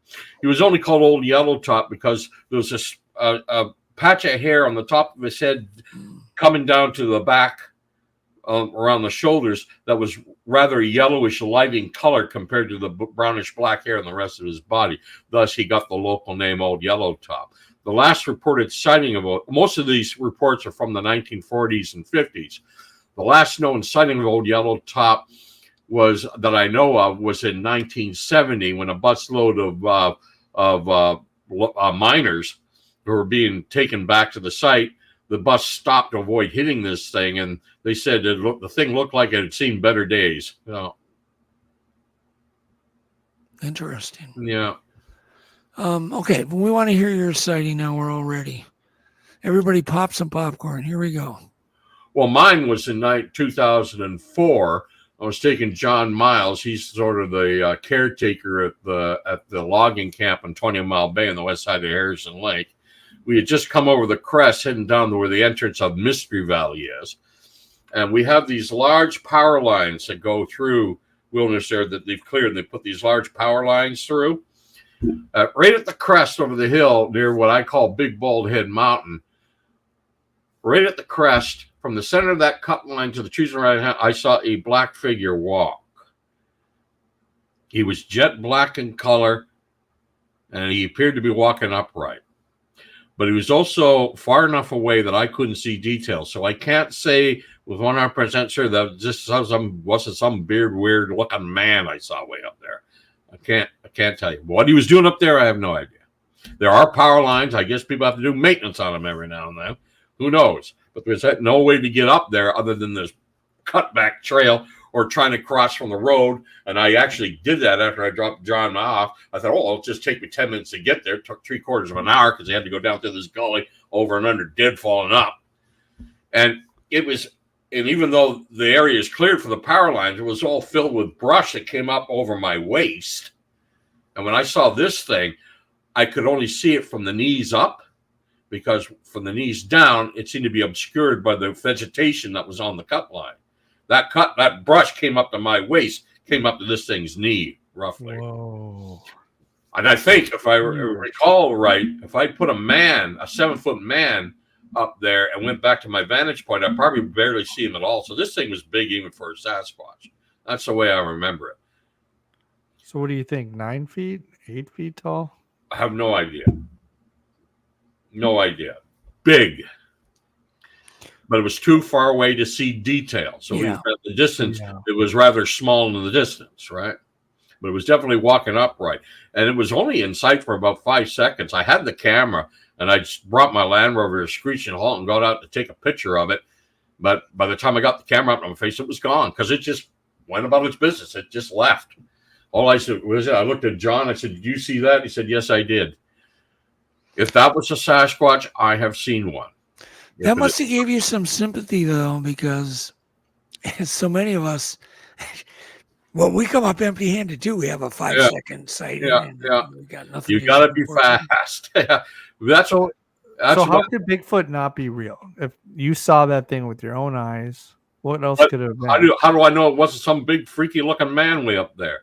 We all done it. Memory plays strange tricks. You've all done it. You've gone back to a house or a property you haven't been to as a kid. You can't believe how big it all is, or the opposite, how small it is to what you remember. That's true. True. You know, memory plays strange tricks. Am I remembering it correctly? I've talked to John Miles since we saw this thing, and his memory of the account rather differs from mine. Yeah. So what's different about his recounting of it?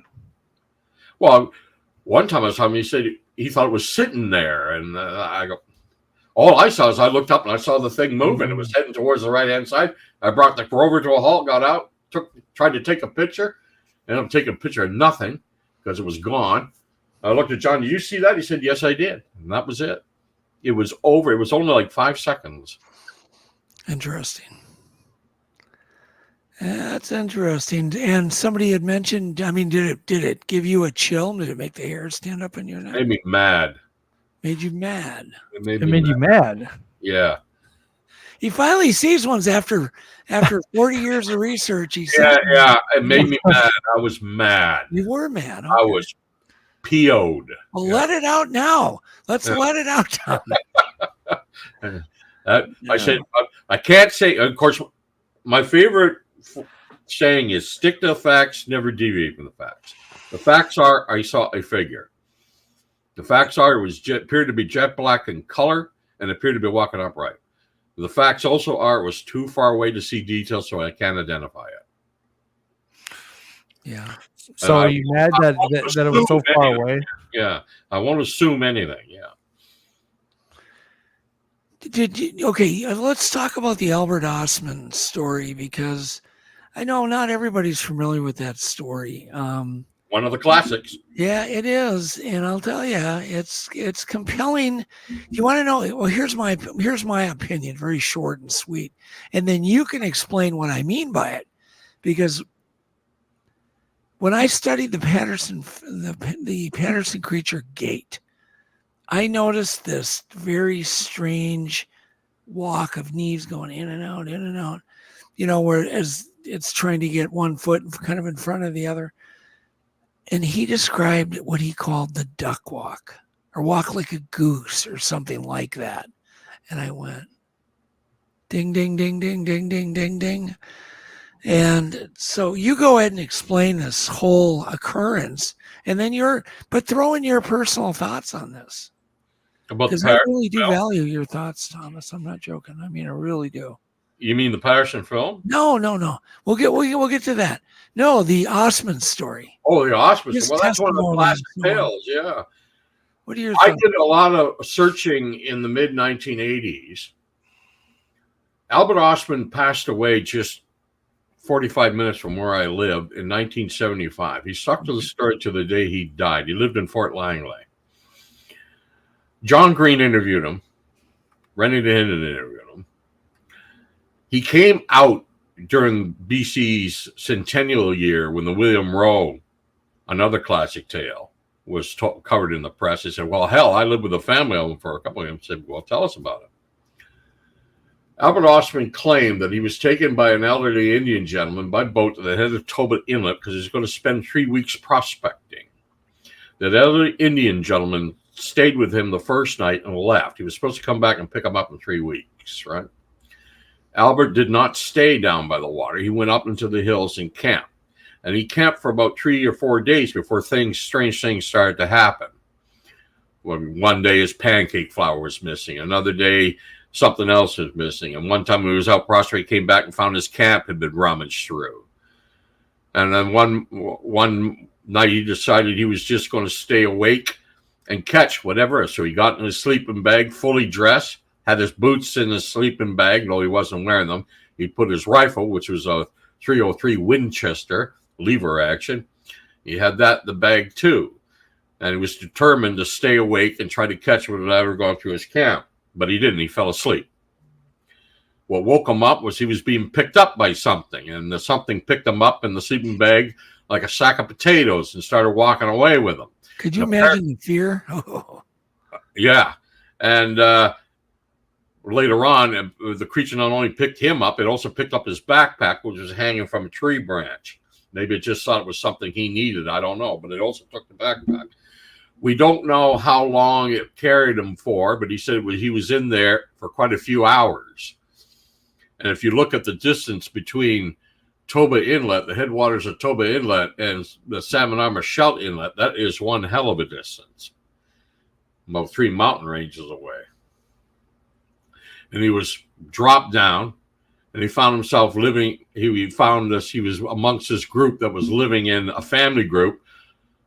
The one he called the old man and the old lady, and 2 young ones, one female, one male. And he had a theory that he may have been picked up by the old man as a potential mate for the young female, but he doesn't know because she wouldn't come anywhere near him. And he said they never tried to hurt him, but they wouldn't let him leave. And he had some of his canned goods still left that the others packed, and he had a tin of snuff after couple 3 or 4 days with them. He had this tin of stuff, was that stuff you inhale up, or sometimes you say it's a chewing tobacco. I always thought it was that stuff you sniffed in the nose, snuff. But they call chewing tobacco snuff too. And he took a big hold of that and put it in his mouth. And he got intrigued because they were sort of impersonating him. He'd roll a can to one of them, they'd roll it back, blah, blah, blah, blah. And he said he plotted this, and he to get away, he tricked what he called the old man into eating some of the stuff. It didn't take a pinch. It emptied the whole can into its mouth.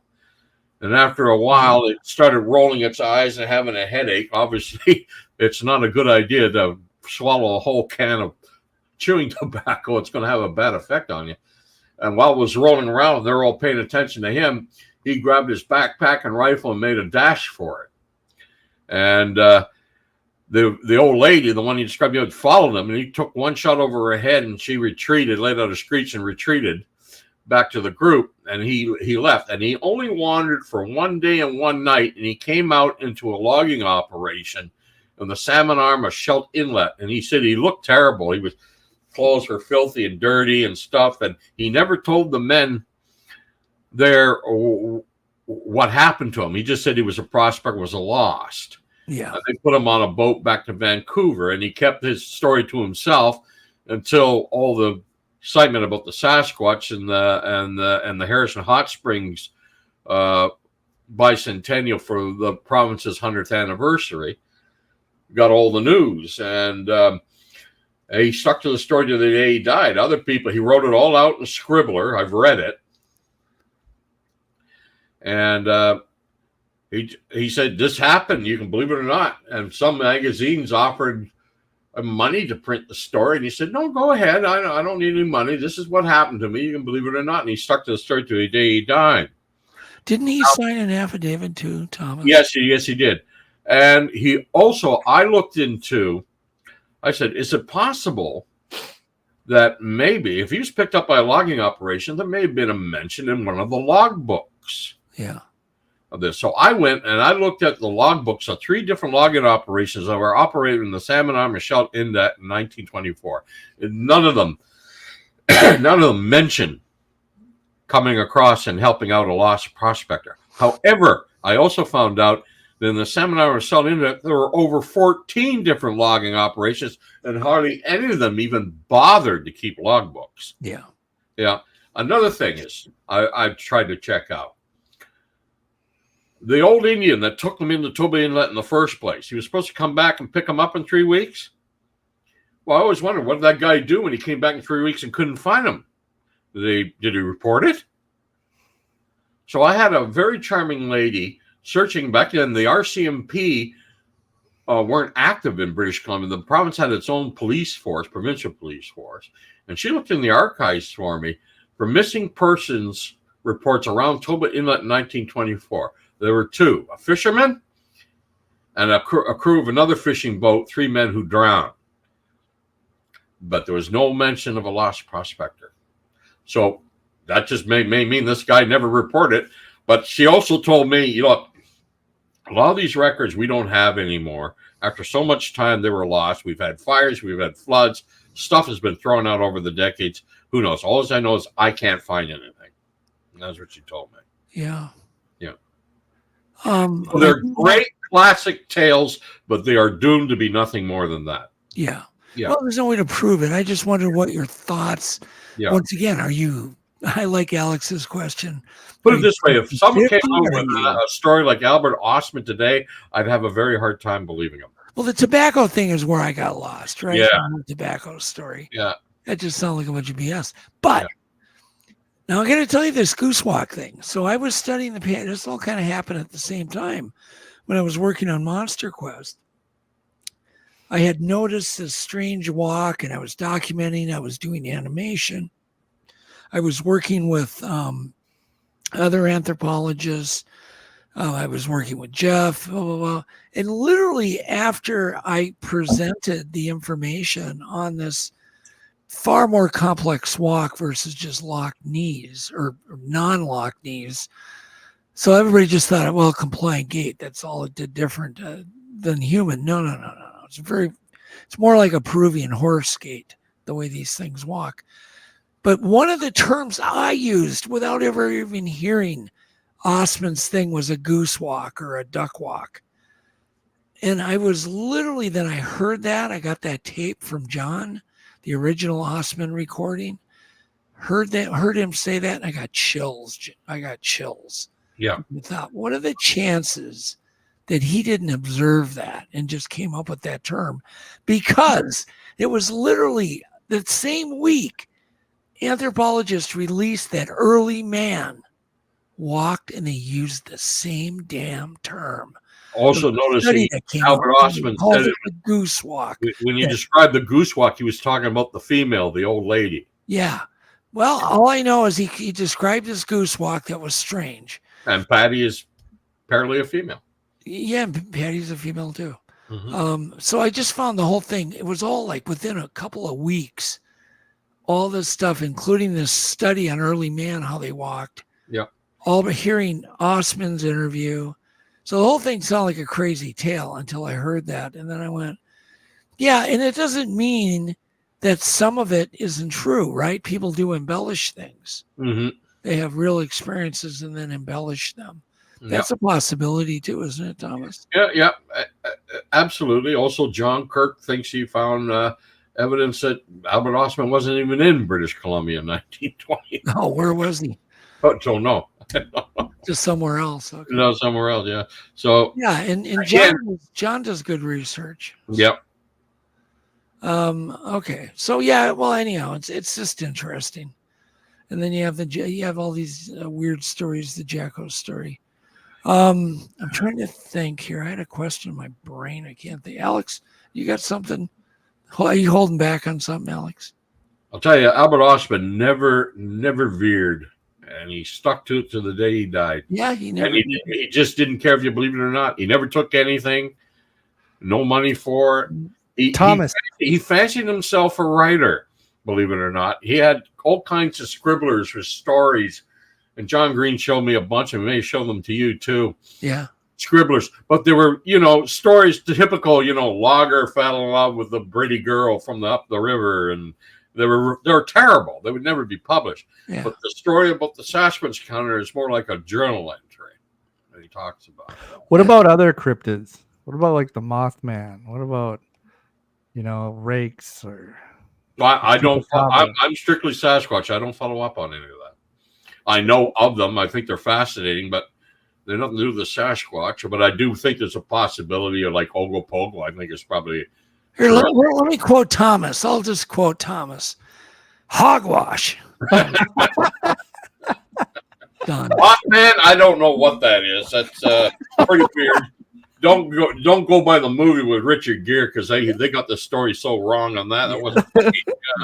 Yeah. Anyhow, if you want to hear Will Starr asked where those recordings, dear, you can get them. It's in Monster Quest right on the History Channel YouTube site. Mm-hmm. You can hear them. I think it was the episode, the Sasquatch attack episode. I used those, I believe, and that's where you were in that one too, weren't you, Thomas? You mean I loved your soundbite in that. You said the northern regions of Canada are less inhabited now than they were hundreds of years ago. Yeah. Can you explain that soundbite?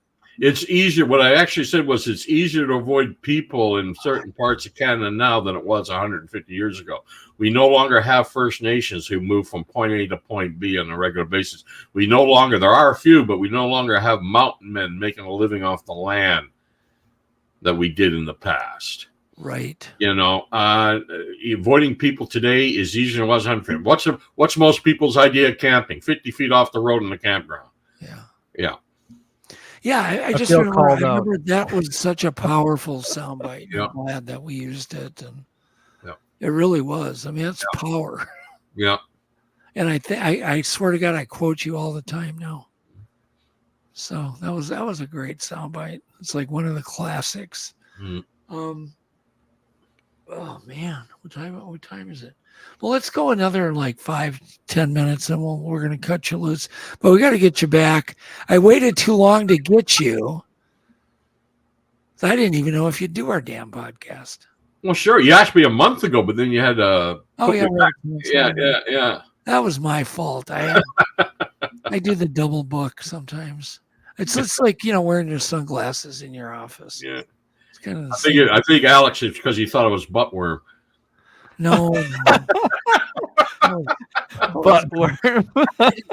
Okay. I just thought, okay. So you got a mystery going. I want to know who buttworm is. well, it's in the chat. Easy to hear it. It's way in the beginning. Alex, go and find one of Buttworm's comments.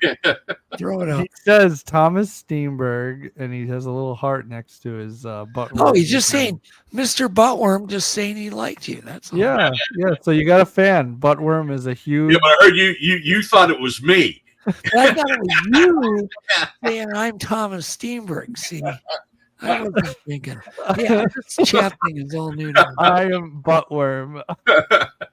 We're sorry, and it's a very memorable, cute name. So everyone in the chat's an ongoing mystery. Discover who is buttworm. We all want to know who Buttworm is. Yeah, can you please reveal your true identity? Yeah, please. We'll make you a star. His real name is Buttman.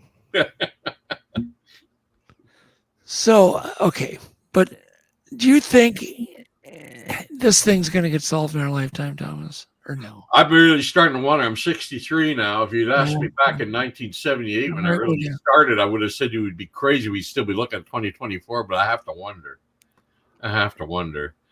I mean, I look at it this way. If the Sasquatch does not and never did exist, then I've done my part to catalog a great piece of Western North American mythology and folklore. And that in itself makes it worth looking into. And if it does exist, it's the biggest zoological discovery of the 20th and 21st century. So that, of course, makes it worth looking into. Well, the thing is, I know I didn't see nothing twice. Yeah. No. I just didn't. And I had a witness with me. I didn't see nothing twice. One sighting was within 4 foot, from a car.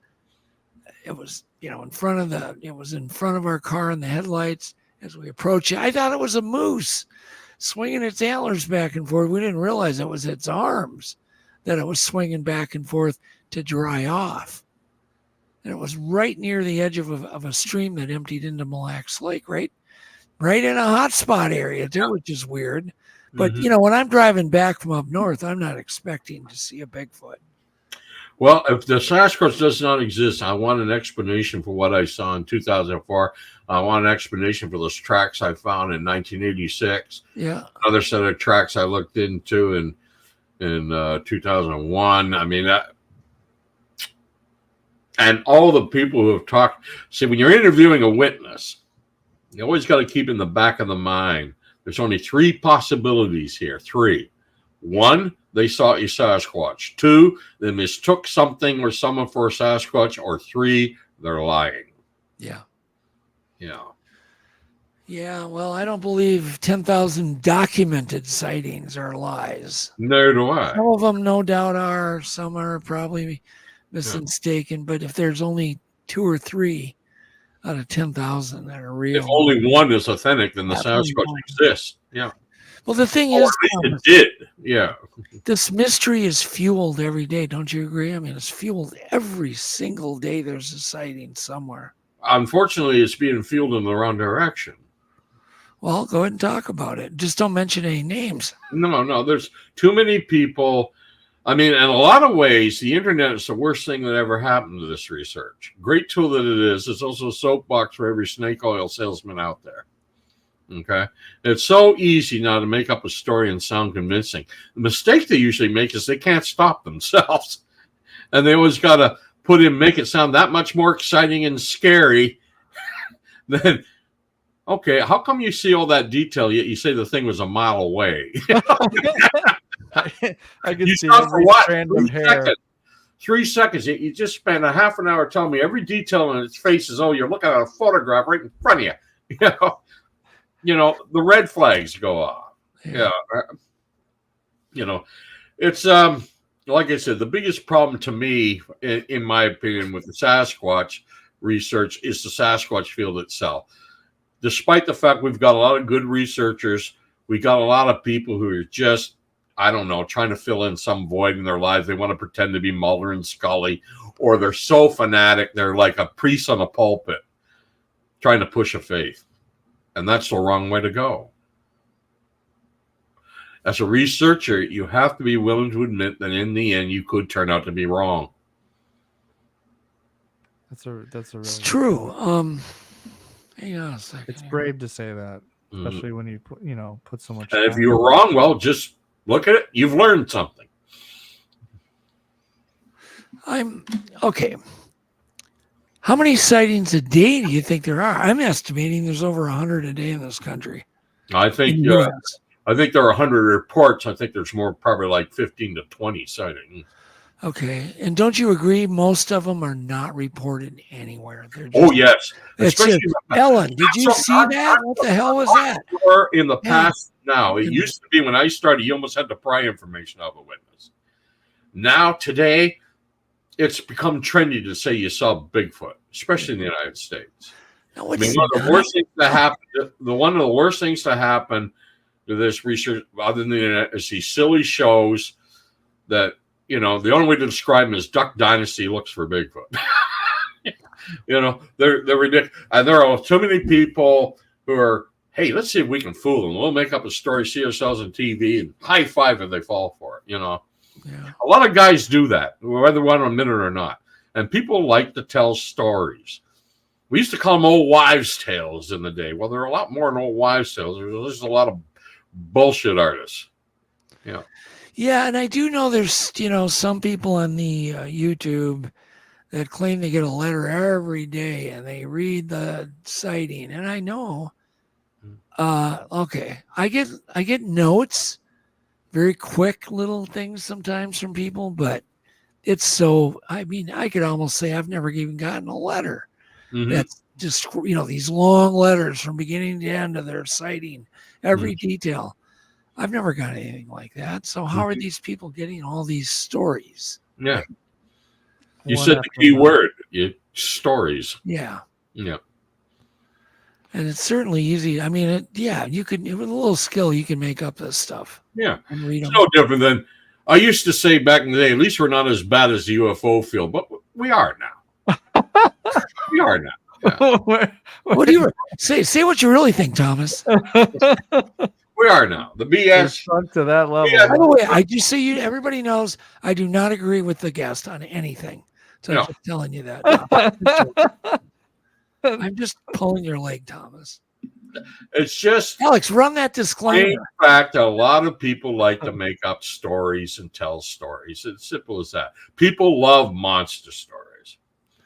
That's always been the case. Right. And to me, if the Sasquatch exists, there are undoubtedly true encounters, and I think I've heard a fair amount of them. There are also a lot of people making Tom, various reasons. One second.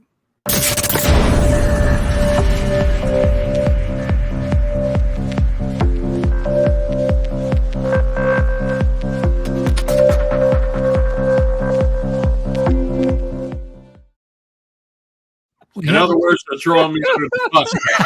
We just threw you under the bus, Thomas. Throwing me under the bus.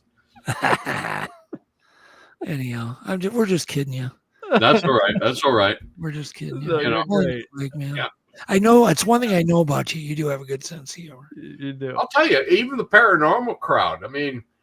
Like I said, 90%. I keep 10% off in case I'm wrong. It's true, really. And people ask me, what do I know about that? I was like, nothing. I know nothing. Nothing. Not one thing. All I know is kind of maybe some patterns. Maybe they throw rocks. Maybe they secrete a stink once in a while when they're pissed off. Maybe this, maybe that. It's all maybes. It's all hypothesis. Yeah, right. We're still answering question one. Does it actually exist? Yeah. Yeah. Yeah, no, it's true. And even if we're seeing it, for all we know, we don't even exist, Thomas. Elon Musk says we're a maker. Yep. I can tell you, I'm here. No, but he said we're in a video game. Who said we're in a video game? Elon Musk. He said scientists are now agreeing that the entire Earth, everything we see and touch and have, is one big invented video game. Note to self. No longer self. listen to Elon Musk Yes, do some research on that. No longer But, listen yeah, to but Elon Musk when he gives financial advice. Yeah. Okay. Anyhow, We're in Grand Theft Auto 8. but there could be some truth to that, I guess. I mean, it could be a big AI computer that was developed 1 million years ago that's generating everything that we see. Maybe we're real, but it's what was that? things we see aren't real. The ending scene in Men in Black, where it turns out our whole universe is just inside a water drop in an alien's plate. Could be, man. We don't know. But what if everything we see, Thomas, is manifested? Like when you're playing a video game, the cities and towns don't exist till you get to them, right? Then the computer makes them so you can see it. So maybe everything we see is not real. We're real, but everything we see is not real. For your consideration, Guy Hajicek, a normal man, has he entered the realm of imagination or the realm of the Twilight Zone? Oh my God! I'm just getting brain diarrhea. You could just explode having all this stuff run through your head. No, I know, and I do. You know what? Rennie said it best. I mean, I feel so sorry for someone just coming into this today because there is so much stuff just dumped on you, and you got to sift through it. Go ahead and do it in his voice. Yeah. Oh, well, Rennie used to say, I like to look at the Sasquatch. I learned it the easy way. I got it drop by drop by drop. So I could absorb it. You get all this stuff just thrown on you. And I couldn't imagine even, actually, I'm not sure I could imagine hanging out with him. Because, he was like a character of a character. He was a good friend of mine. I know he was. I love the guy, and I like to say he loved me sometimes. Yeah. But wasn't he just like entertaining to hang out with? Oh, yeah. Yeah, but if you ever got on his bad side, he never forgot it. No. Well, Renee was Renee. There's no other way to describe him. Yeah, no, it's awesome. I love your imitations of him. Yeah. I'm sure he hated it when I imitated him. Oh, did you ever do it in front of him? Oh, yeah. When he'd say something I thought was stupid, I'd repeat it back. He said, I don't sound like that. All right. Last chance for any questions for Thomas before we end. And by the way, we made it through the storm just fine. Oh, good. Is it stopped? Yeah, it stopped. Okay, good. We made it through. I don't know what I'll look. I'm not sure what I'm going to see when I look at my It looks yard. pretty bad out when I look outside. You live in a new neighborhood, Alex. You got little trees. Yeah. Baby sometimes the ground is so soaked. So what's with all the fires up in Canada? Are you guys drying up there? What's going on? I don't think there are any more fires than there always has been. We just hear about them a lot. And why are we getting?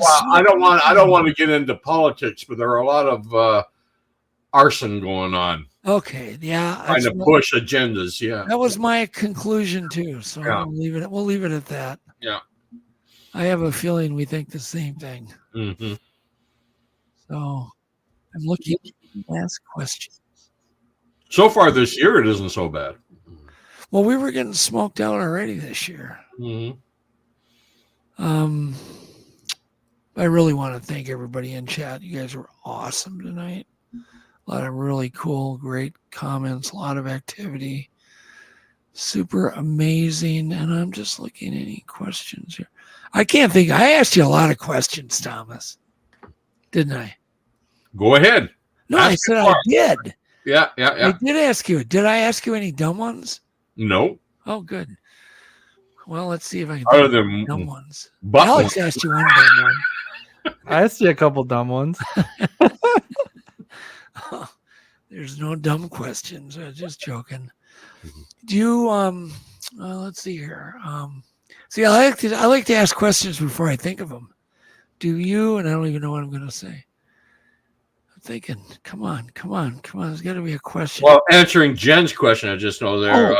Krakatoa is put away because this is a family-friendly show and we're not supposed to smoke on it. Ah, that's why. Yeah. I bet you're feigning that little problem. Okay, so last question. Best Class A sighting ever. Somebody asked that, and I can't remember who it was. I think it was. Yeah, go ahead and relate the best. Total or one I've heard of? Well, one you've heard of, read, or whatever. It doesn't have to be in British Columbia. Well, it has to be the best Class A sighting. It's got to be the Patterson Gimlin encounter of October 20th, 1967. Not that one. The next one. You asked the best. That's what's the answer. The next one down from that, Thomas.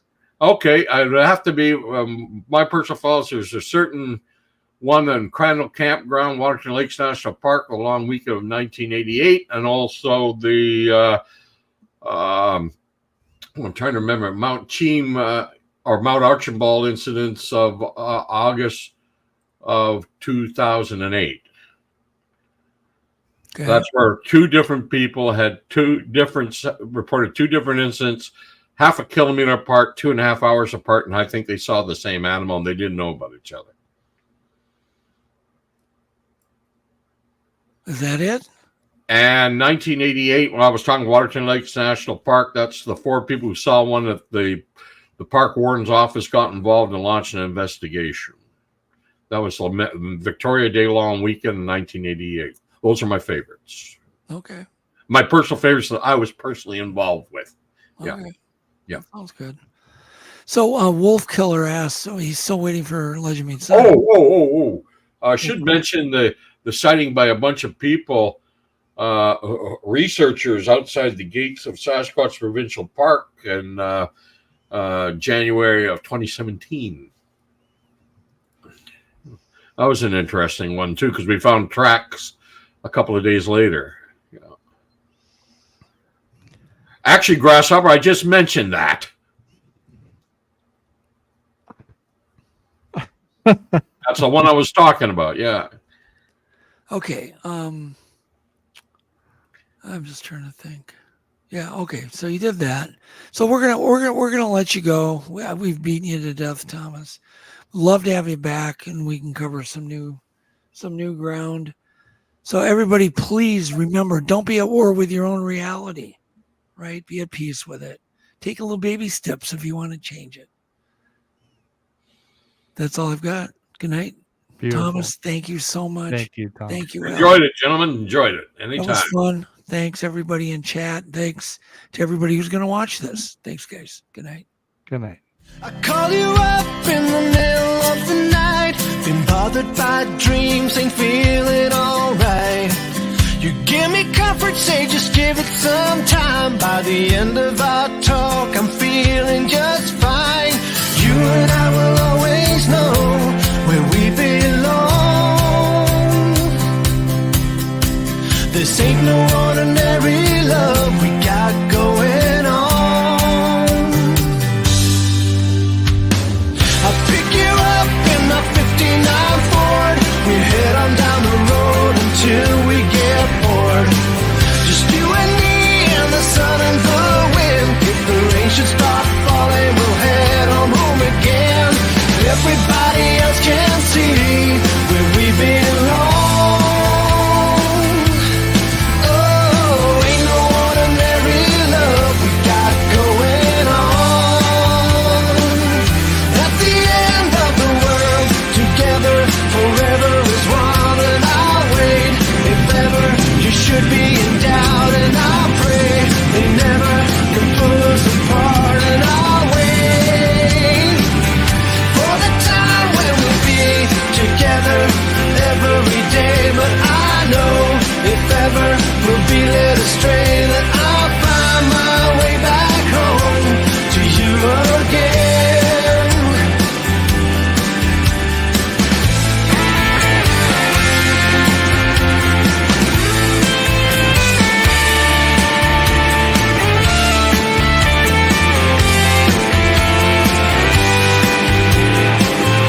At the end of the world, together forever is one, and I'll wait. If ever you should be in doubt, and I pray they never can pull us apart, and I'll wait. At the end of the world, together forever is one, and I'll wait. If ever you should be in doubt,